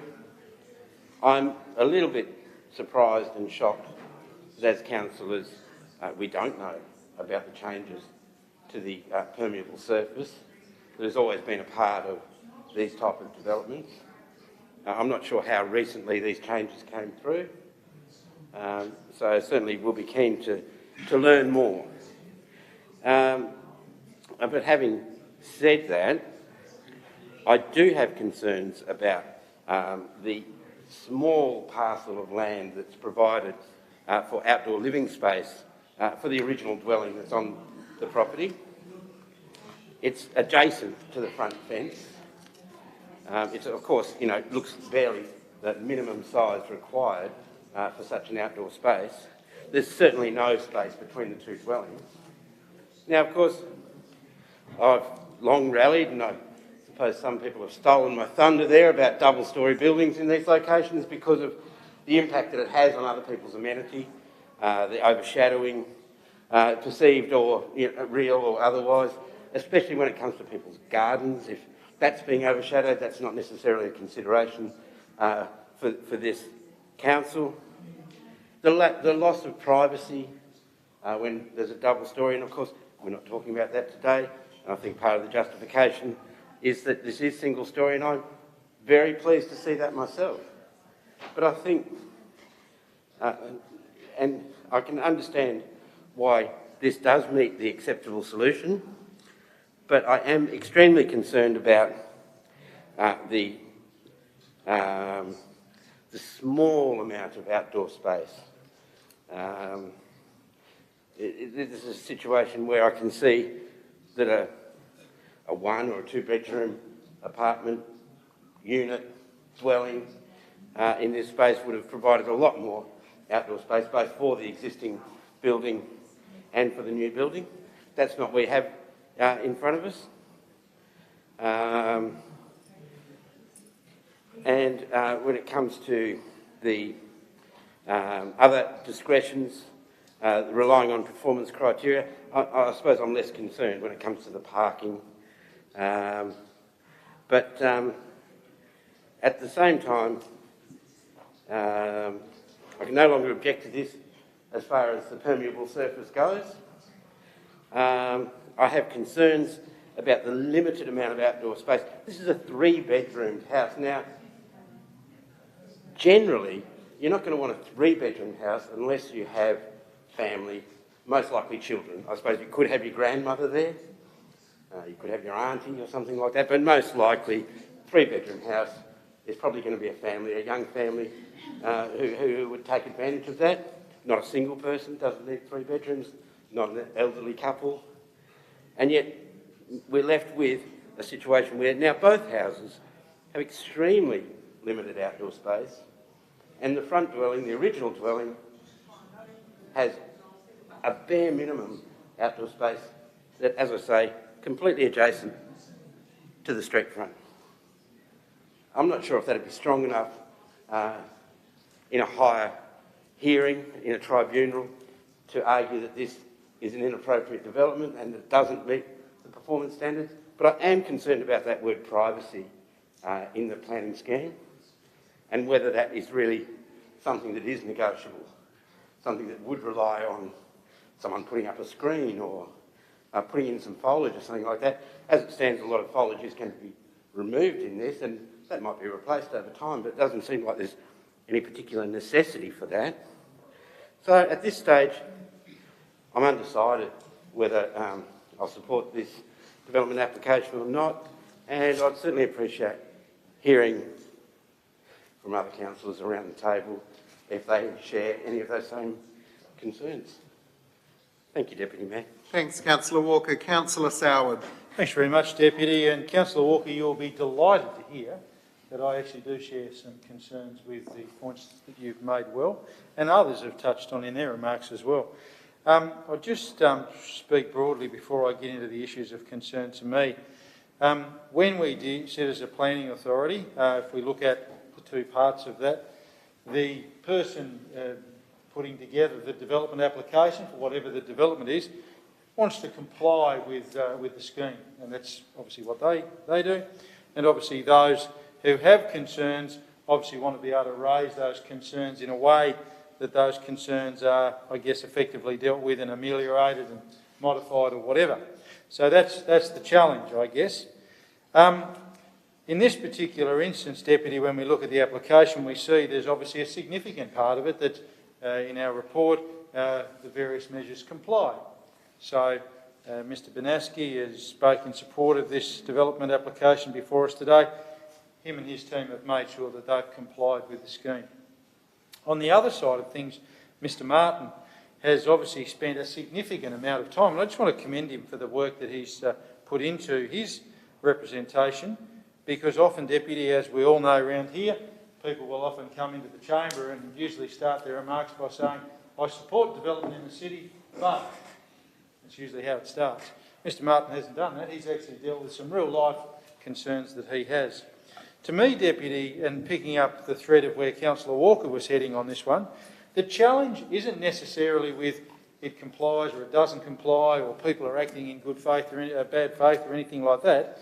It comes back to, I guess, what is allowed, and that is the challenge. And like Councillor Walker and other councillors who highlighted this one, the actual space outside the dwellings is something of significant concern to me. And again, I think that point's been well made. So I know I've raised the issue in here before with other developments, with traffic. People will come in and go, representatives will go, they've got a problem with traffic, and the applicant will go, look, we've had a traffic study done and it complies and all the rest of it, and it's genuine and 100%, and that's exactly right. So in both angles, I see both sides. To me, the issue must come back to the standard in some of these instances where people are complying with the standard. The issue isn't whether they're complying or not complying, it's actually with the standard, it's what they're allowed to do. So that is a bigger picture than one that we will solve here today. I am interested if other councillors have some things to say, but in this particular instance, I do feel somewhat torn. I think that there is significant scope across this city for these types of developments to take place over time in the right spaces. However, as I also referenced in my earlier remarks, I've also got some significant concerns where dwellings are constructed and we have this really small open space area that's allowed for around them. I'm not necessarily sure that that's the best thing, and I think it might have been Councillor Harris touched on the fact that with this type of development that will then create other challenges for councils, not just this one but obviously those into the future, to construct reserves or parks or green areas or whatever to provide, I guess, in the community what isn't in your backyard. And that is a challenge, particularly when we understand the challenges of lots of reasons in that space. So I'll be happy to hear, Deputy, if anyone else is proposing to speak on this one. I do have concerns with this as it sits, notwithstanding, as I said, obviously Mr Banaski and his team have worked very, very hard to try and ensure compliance with the standard. But to me, the issue probably touches on the standard in some of these areas, and I did touch on traffic, and sound is often another one that comes to us in various guises where things comply with the standard. The issue to me isn't whether it complies or doesn't comply, it's about the standard. Thank you. Thank you, Councillor Soward. Are there any further contributions from councillors who haven't spoken? There being none, Councillor Mackenzie, do you wish to close? Thanks, Mayor, and thanks for the contributions made by everybody. Again, I'm not necessarily against the concept of private open space and the comments made by others, because I think I made those comments myself, and if I looked at something that I thought was the weaker point of the whole thing, it's the private open space, particularly the one in the existing building.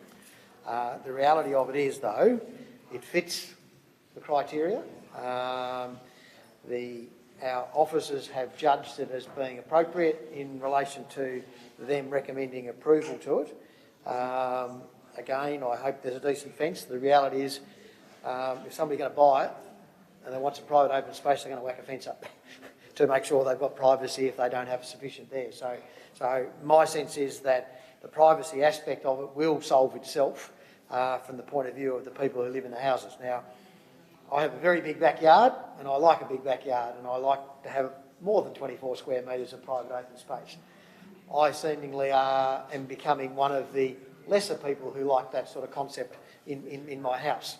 And as a consequence of that, we're now finding a lot more people are wanting a lot less area, and they go in and get their enjoyment out of walking in those wonderful parks that the City Council looks after and presents and provides for people, and Machen's Reserve, which is just up the road. They can go and recreate in those sorts of spaces where they don't have to worry about them. So despite my concerns about that, I still believe that based on what's been put for us today, this should be approved. Thank you, Councillor Mackenzie. We'll put the motion. All those in favour raise their hand. Those against raise their hand. Councillor Walker and Councillor Soward against. All others are for. Therefore, the motion is carried.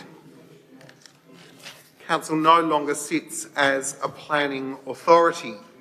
We move to item 10, announcements by the Mayor, or the Mayor's announcements.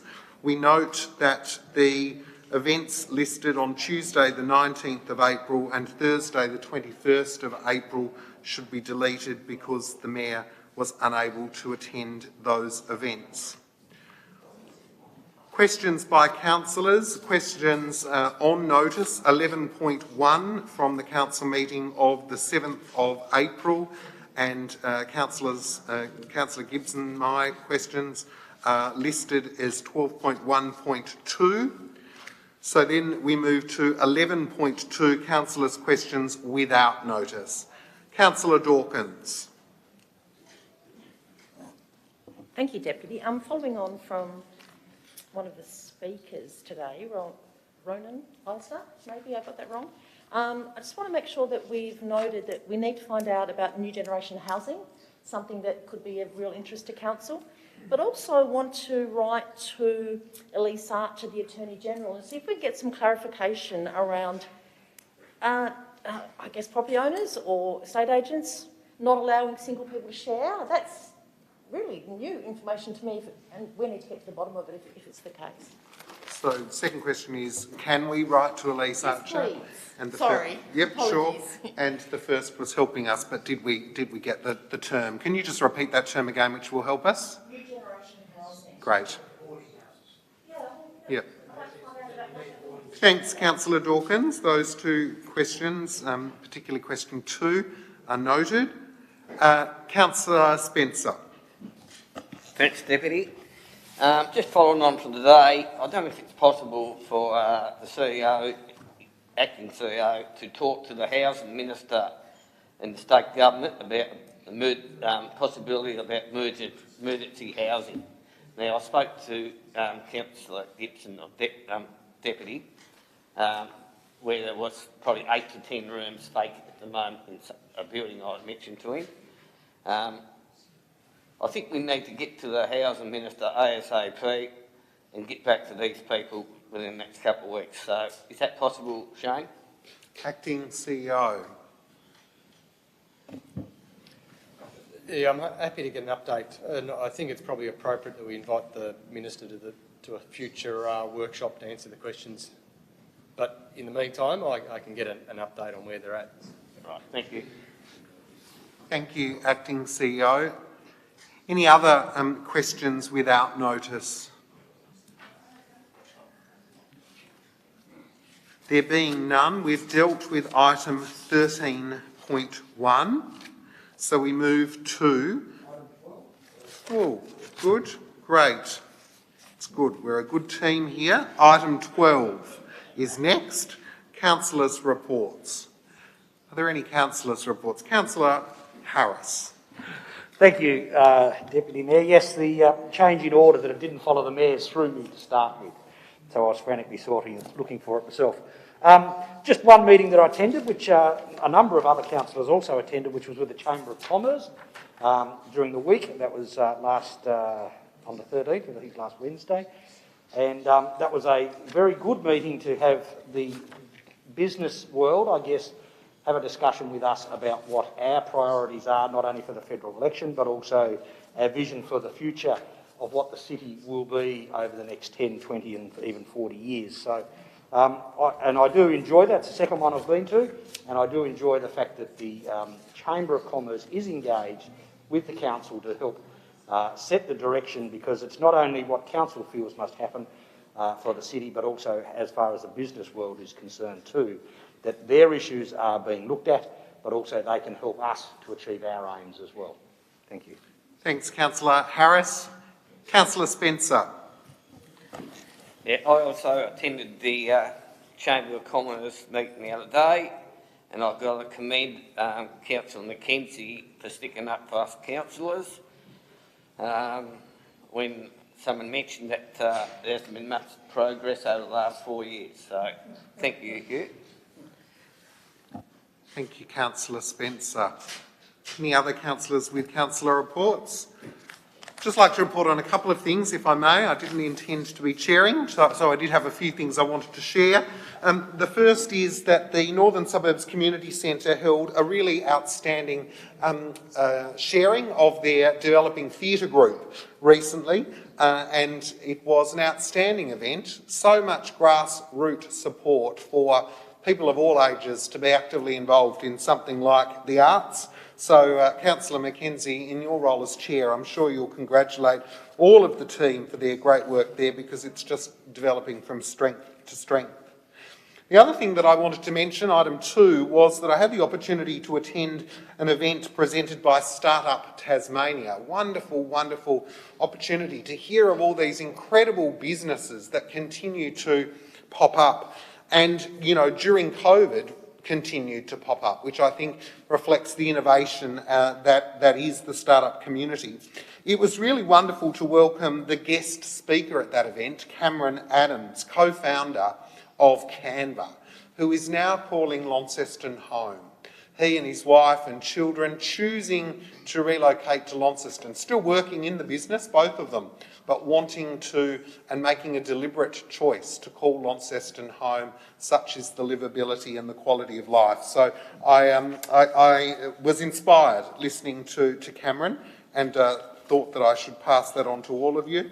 The third item is one that was listed in the Mayor's list, and I know some councillors will have attended, but it was the 30th anniversary production of Stompin', and the production itself was held at Airtime 360, and the legacy, I think, that has been Stompin' for 30 years, presenting outstanding dance performances, often in very varied environments and locations, is testament to their core nucleus of wanting to celebrate young people.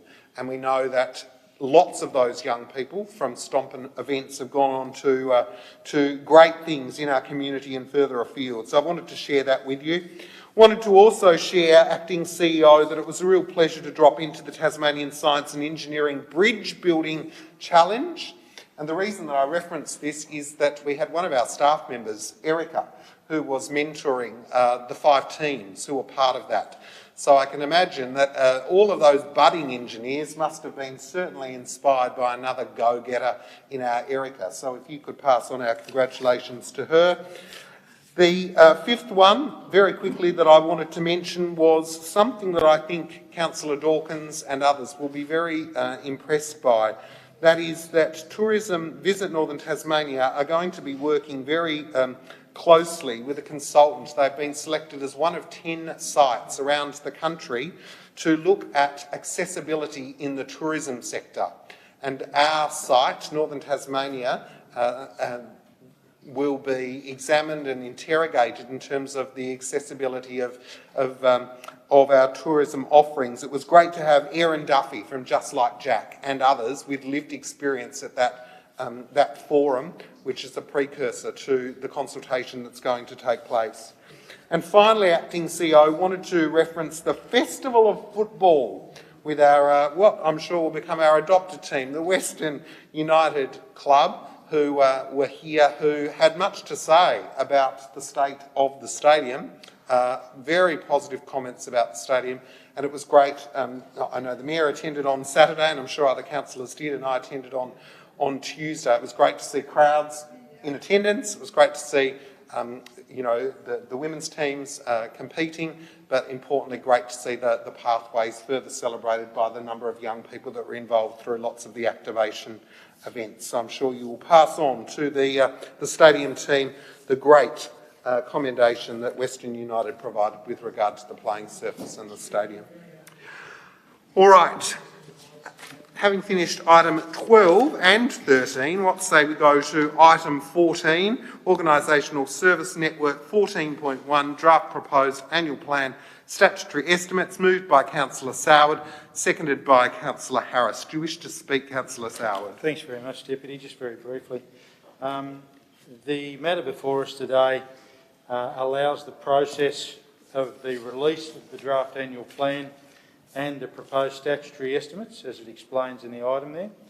It invites submissions from the community on the plan and the budget, and it determines that that submission period will close on the 5th of May. It also notes that submissions will be discussed at a workshop following that date, at the end of May, and then obviously the council meeting on Thursday the 16th of June is the intended date at which council will be asked to consider the adoption of the actual annual plan, rating resolution and budget.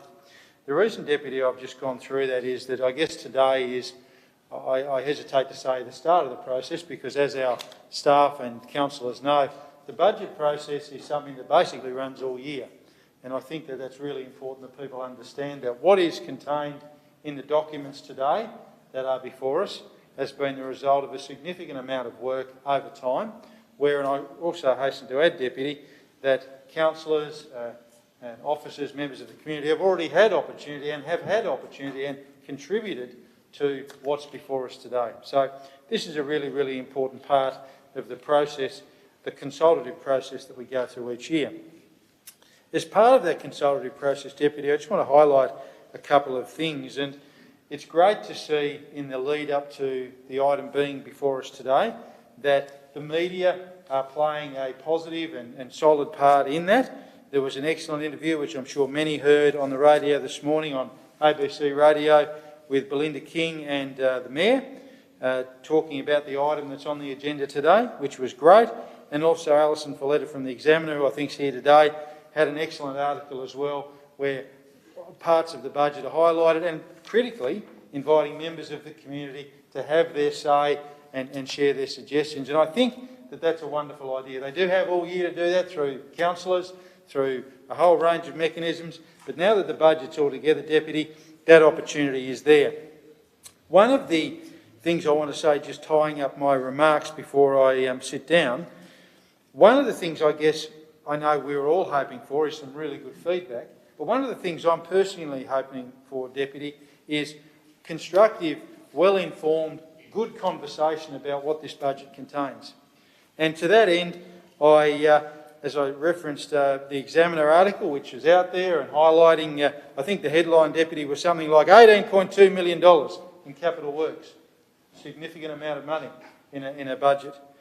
So what I did was I had a little bit of a look already at some of the contributions that people made online. One of the things that became very clear to me, Deputy, was that people don't always understand the functions of council. And that's something that I'm hoping that people do avail themselves of. Whenever there's any flagged rate rise, and in this particular instance, the flagged suggested rate rise of 3.75%, the minute people see the word rate rise, it's straight away they're on the critical conversation with council. What I'm inviting and hoping people do, Deputy, is I'm really hoping that when people come back to us with feedback, they don't just give us, I guess, commentary, but suggestions. So if they think that's not the right number, what is the right number? What goes out of the budget? What should be in the budget? What do we need to do? That's the sort of thing that I'm hoping this consultative process brings. And I guess just concluding my remarks, Deputy, and I come back again to the initial feedback that some have provided online, I did notice people making reference of interest rate rises, which isn't something that this council controls. This council also doesn't build hospitals, which is really, really important that people understand that. People were asking the question, why do the rates that we charge go up? Why do they go up? Well, I think we do a pretty good job of telling that conversation, and we send out a whole range of correspondence around that. Some people, interestingly, after that wonderful $18.2 million on infrastructure headline, said we don't have good footpaths in Launceston. So I'd really like those people who might think that to contact us with where they are, some images. We've got a snap, send and soul thing that we address. Really love to learn about that.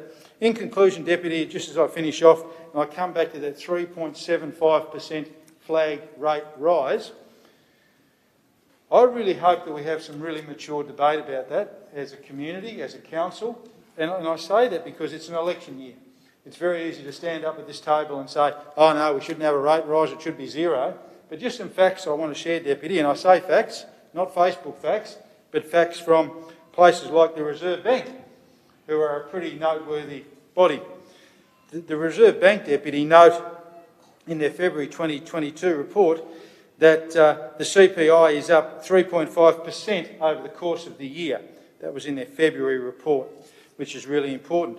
Also, Deputy, from a reputable source, CoreLogic, who have a thing called the Cordell Construction Cost Index, CCCI.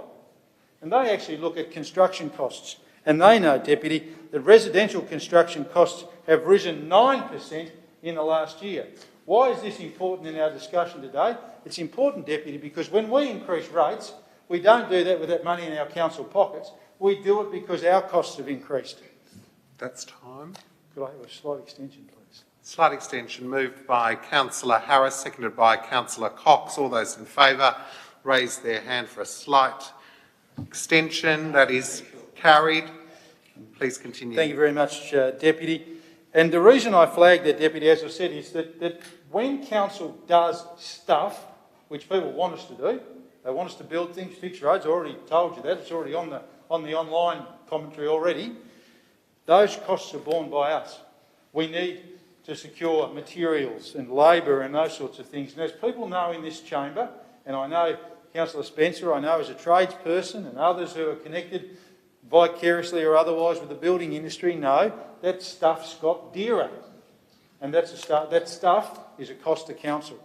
So, Deputy, I just highlighted that because, again, things have gone up. And, again, in conclusion, CoreLogic note, timber costs, metal components, fuel and transport costs have all increased. So they're costs that council need to pay and meet and do their work. Council don't get people in to do cashies. They don't have stuff like that. There's a significant process that's undertaken. Those costs are borne to deliver the wonderful services that the budget does. And again, without highlighting them, they've been highlighted online and on the radio this morning. On page 109 of our papers, it outlines major operational projects, and as we work our way through it, a whole range of capital projects across the whole wide range of our municipal area. So I stand to commend the process to us today, releasing it, and I really welcome strong, constructive, positive suggestions from the community as to ways we can improve the budget that we're releasing. Thank you.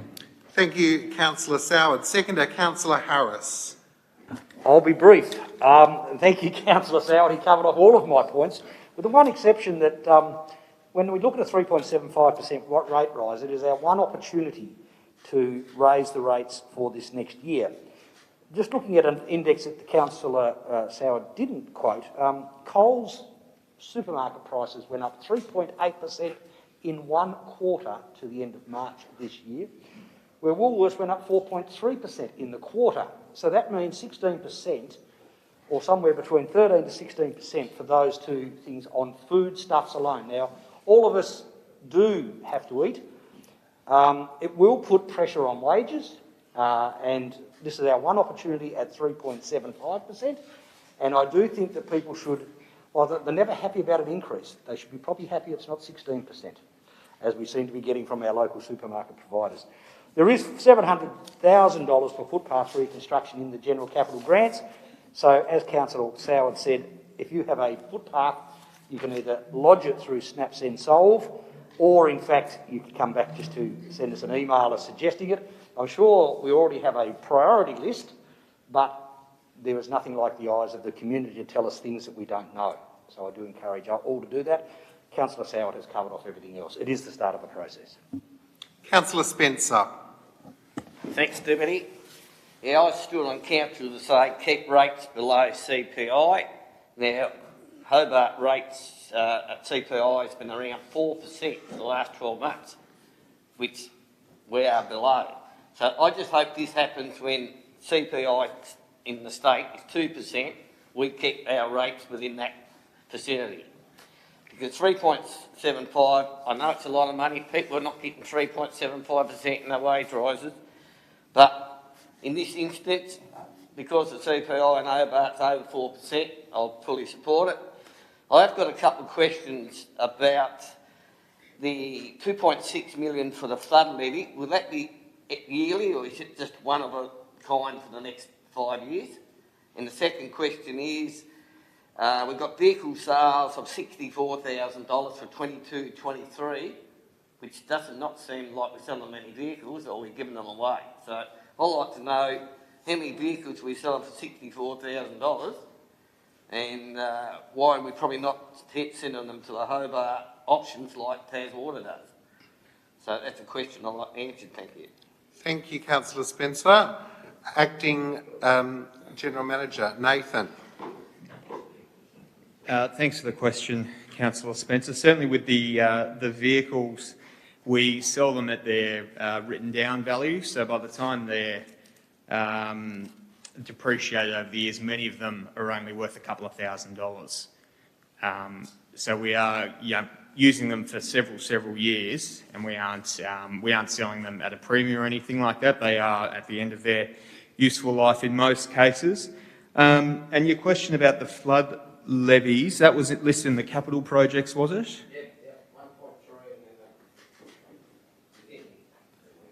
Yeah, 1.3 $1 million I can see for flood levy defect rectification. Look, my understanding is that those works need to be carried out as a matter of some urgency next year, and hopefully that will alleviate the issue. I don't have all the information on hand, but I don't believe there's any other funds allocated for future years that need to be. But obviously we monitor the levies on an ongoing basis, and if that work needs to be carried out, we will. Could I get the records of those vehicles getting sold? Is that possible? I can have a look at that for you and contact you offline. Yep, absolutely. Thank you, Councillor Spencer. That information will be provided, but importantly, they're not being given away. Councillor Mackenzie. Thanks, Deputy Mayor. This is an annual process we go through every year. Always the percentage of rate increases excites a great deal of interest, and often everybody thinks it should be lower than what it is. The reality of it is Launceston is a city, and we've heard issues raised today about homelessness and the expectation that council will do more about it than we currently do. That's another service that we will end up offering to our community in one way or another. Somehow we have to pay for those sorts of things. So this is why rate rises come up, because I think over time more things have been devolved to local government from state and federal because they give us a nice capital amount of money to do stuff so that they can get rid of the recurrent costs, and we end up picking those up. So that's the reality of what actually happens in there. I think this is a fantastic city to live in because we do provide so many opportunities for the community to develop and be the city that we want it to be. So I think that's a fantastic sort of statement to make. The reality of it is 3.75, 3%, 4%. I think you'll find that based on what's happened in COVID, we're going to be on the lower end of the scale with some of the other neighbouring councils because we actually had a healthy balance sheet going into COVID. What people don't, well, what has been mentioned in the plan, and I think we need to just tease out a bit, is we actually froze our rates a year or two ago. And I think if you read in the planning documents, that's cost us $2.2 million, which we never get back. And therefore, every year you're starting from a lower base than you would have done if we actually put our 3-4% into the budget in that year. On top of that, we actually also spent $8.7 million on trying to help our city get through COVID by the COVID plan that we did. And I think by far and away was the greatest commitment of any council in this state to assisting our residents to get through, our residents and our businesses to get through that particularly difficult time. I think we're sort of seeing the rub of the green come back our way because the city is actually evolving, despite the issues that we've sort of been dealing with today in the chamber. As far as the city goes, there's a vibrancy in the city, there's people wanting to do things. And if anything, we're being dragged back because we can't get the materials that we want to be able to do some of the things that we want to do. And I know even in our own capital works programs, we're struggling to actually do and deliver some of those things because there's not the materials and there's not the people about to actually do that. But we've got to get a fine balance in regards to it. This is a healthy process.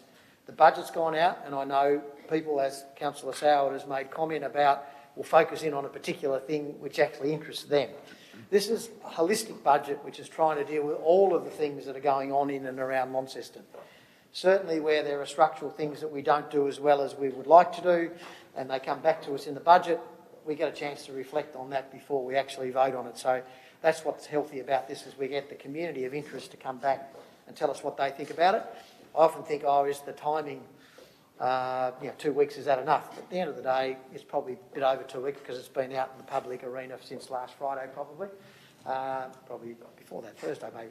So people have had a good chance to look at it, and if you're interested in it, 2 weeks will be enough for you to make your submissions. And I welcome, as I think all the other councillors around the table welcome people to give us some input back in regards to the budget, because that's part of the process to enable things. We've been informed, as you can see, we've had a number of workshops over the last several months which has sort of started to inform us. We've had a chance to debate and discuss those in workshops leading up to this day where this budget's now come back, and taken on board any comments that have been made by councillors during that process. So we've already been through a relatively robust process. It's not council officers just saying, here it is, accept it. We've had a chance to already challenge and do that already at a council level. Now it's the chance and the opportunity for the public to make their comments to it. So I hope they do. And I think the other thing that we needed to do, I think there was an amendment to the motion that will actually come back to a council workshop, not on the 26th of Mary, but I think on the 12th of May. So I think that's the amendment that's been, so just so everyone's aware, or the community's aware, that there was an amendment sort of sent out in relation to that.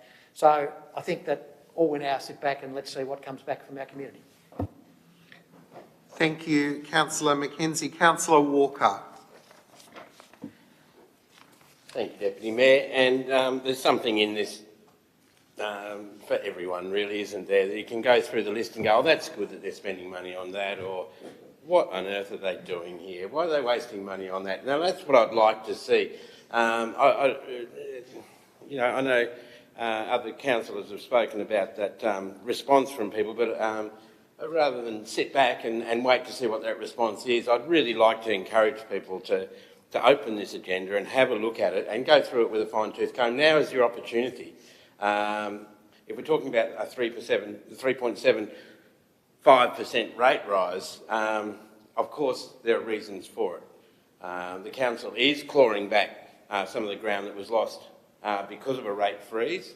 So there has been a benefit to ratepayers because of that. And that's not to say that rates should go up every year, but of course we do have the double-edged sword of inflationary pressures, the cost of living, the CPI increasing, and we are keeping below that. Now, while that's admirable, I say it's a double-edged sword because people's other costs are increasing, and quite often a lot more than the CPI. Whether it's the food, as Councillor Harris was talking about, their rent, whatever it may be, the cost of petrol. Not all these things are included in the CPI, of course. I mean, it's a complicated little bag in itself. But nonetheless, I say it's a double-edged sword because on the one hand, people are paying more. They're not necessarily getting such a big wage increase or any wage increase, and at the same time, council comes along and says, yeah, well, we will be increasing our costs too, because of course, we're paying more for things. Everyone's paying more for things. You can look at it like a household budget in that respect, but a very complicated household budget. And what I really want to see, because I don't agree with everything in here necessarily, but as a collective group, I suppose this is what we have. There's a wish list that is very long for this council. Things that councillors would like to do, things that council officers would like to see promoted, that aren't necessarily able to be funded and costed at the moment. So that's an ongoing process. This is probably, cut down to its finest point at the moment in terms of where we spend money. As Councillor Mackenzie points out, if we are to, look at how we address issues around homelessness in Launceston, that probably invariably involves money. It may not for everything, but it possibly does. And we're going to have to look at this list and go, well, what do we balance off here? What do we trim in order to be able to afford that? And what's our priorities? And that's what I want to hear from the public. I want to hear, what are your priorities? Yeah, have a whinge about the rate rise, that's fair enough. I'd like it to be zero. I'm sure everyone here would love it to be zero. I don't think it's beyond the realms of possibility that one day we could achieve that. But at the moment, the council is going through a process, the world is going through a process of reorganising itself, repositioning itself after COVID, during COVID still, I suppose you could say, but after the impacts, the economic impacts of COVID and our response to that. So I would like to know the ways that council could promote this further, whether it's through our media department, whether it's through fellow councillors, how we can really engage the community in this discussion, because now's the important time for that to happen. I'd be open to suggestions, creative suggestions, because I don't want to get to the point in 2.5 weeks' time where we've got 3, contributions, and then people obviously, still wanting to have a whinge about the 3.75. I want that robust discussion. I think it's mostly up for grabs. Of course, there's a lot of things we do that are core business for councils, and they're listed here. But I want to have that discussion, and I want to see that engagement from the community, because this is about us. This is our town. This is our city. This is the one we talk about our livability, and we talk about the access to the facilities that we have In terms of a lot of other regional cities, we're extremely well serviced, but of course it means council has that responsibility, as been talked about. What I really want to see is that robust exchange. Bring it on. Thank you, Deputy Mayor. Thank you, Councillor Walker. Are there any other contributions? Councillor Spencer, you've spoken. No, right. Did you want to ask a question? I just want to ask a question about the Lindsay Street Invermay Road traffic lights. Wouldn't that be a state government issue or not? We've got $1.5 million there for it. Acting CEO. No, that's a council-owned and maintained road. Thank you, Acting CEO. Councillor Sauer, do you wish to close?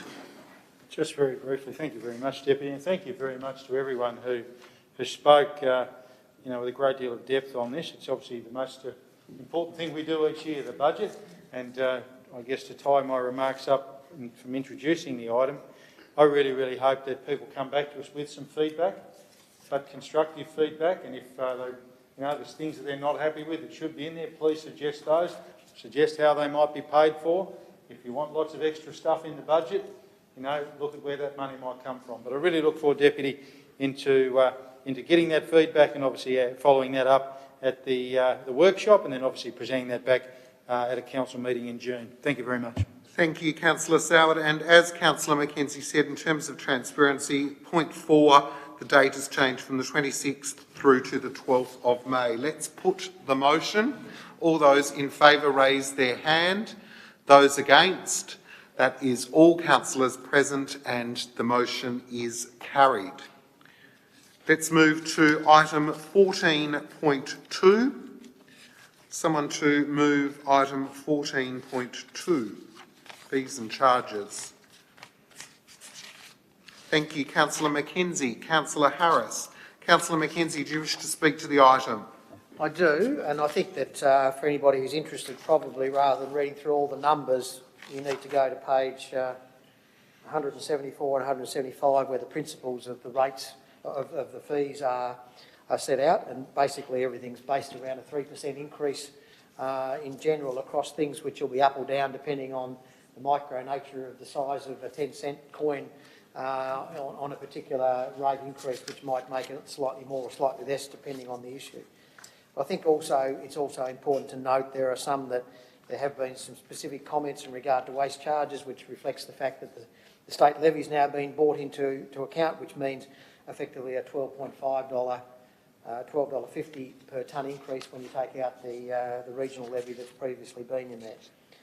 Building survey fees are all done, I think, to deal with competitive neutrality, so they've been increased to reflect the fact that we are making sure we're neutral with others who are out in the marketplace doing it.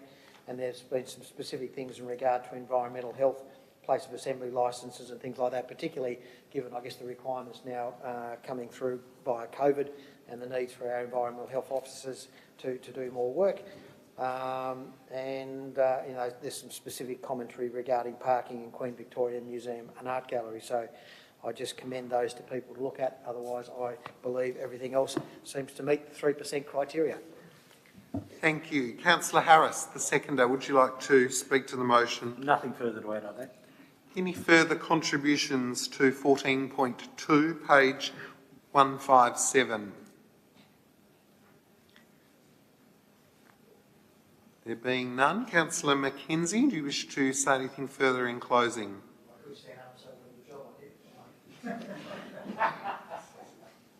Let's put the motion. All those in favour? Those against? That is all councillors present and the motion is carried. 14.3, budget amendments. Moved Councillor Harris, seconder Councillor Mackenzie. Councillor Harris, do you wish to speak to the motion? I will briefly. This is a quarterly thing we do where we move the money around from capital to operations. It's just, I guess, financial housekeeping, for lack of a better word. Although I will have a question. There will be a road improvements that started off at 64,000 and now has been reduced to 29,000, and 35,000 was transferred out to new budget when it went from capital to operations. And I am curious about what those road safety improvements might be, if that might be able to be answered. And you finished speaking as well? Yep. Yep. Acting CEO? I'll have to provide that in the bulletin. I'm not sure off the top of my head. Thank you. Councillor Mackenzie? Nothing? Any contributions from any councillor regarding budget amendments? Councillor Harris, anything further to say? Let's put them vote. All those in favour raise their hand. Those against? That is all councillors present. The motion is carried. 14.4, lease of the Lilydale Courthouse, moved by Councillor Soward, seconded by Councillor Walker. Councillor Soward. Thanks, Deputy. Very briefly, it's all spelled out there very, very clearly, and again, I think it was mentioned in the budget item, I think by Councillor Walker and maybe others, about all the different things that happen across the municipal area. Well, this one is obviously in the wonderful township of Lilydale. It's spelled out very, very clearly there what's happening, and it also gives some history. The Upper Piper Art and Crafts Co-op have used the building to display the works and talents of local artists and craftspeople. Again, under the Council's lease and licence policy, groups to be considered to be non-commercial must pay a fee. Again, very transparent process there. So, again, in the paperwork in front of us, it's all very, very straightforward. And I guess another example of a wonderful group doing great things in our municipal area. Thank you. Thank you, Councillor Soward. A question from Councillor Harris. Just curious as to why this is only a 12-month lease rather than perhaps a longer term. Is it able to be answered? Acting General Manager Nathan. No, sorry, I beg your pardon. Tricia, hello, welcome, Lease and Licensing Officer. Hi, sorry, just to confirm your question was that why is it on a 12-month lease? So because what we're trying to do with wanting to apply the lease and licence policy, we're wanting to develop a methodology. So that word that I had in the report to access, it's actually to assess the mixed community and commercial users, which then could be applied to subsequent lease. And we want to take that to a workshop in the future as well and how we're going to apply the methodology. Great, thank you so much, Tricia. Appreciate that. Any further questions, Councillor Harris? Councillor Walker as the seconder. Thank you, Deputy Mayor. Just briefly, I love these. I love when the council is providing this type of service to the community, and of course it's wide and varied. The community groups that do benefit from these extremely reasonable arrangements. So long may that continue. I suppose people could turn around and say, "Oh, look, you can make a bit more money there." You can say, "Cut a bit here, save a bit there." But this is the essence of community, and long should it continue. It is good to hear that we are looking at some, sort of consolidating and getting these various leases all on the same page. And I suppose that surety would be nice for people, but there's also other uses, and things come and go, and I suppose the council has to be open to that as well. So, long may it continue. Thank you, Deputy Mayor. Thank you, Councillor Walker. Any other contributions with regard to the Lilydale Courthouse lease? Councillor Soward. Nothing further. Let's put the vote. All those in favour? Those against? That is all councillors present. The motion is carried. And that brings us to the end of our meeting at 3:25. I'll declare the meeting closed. Thank you.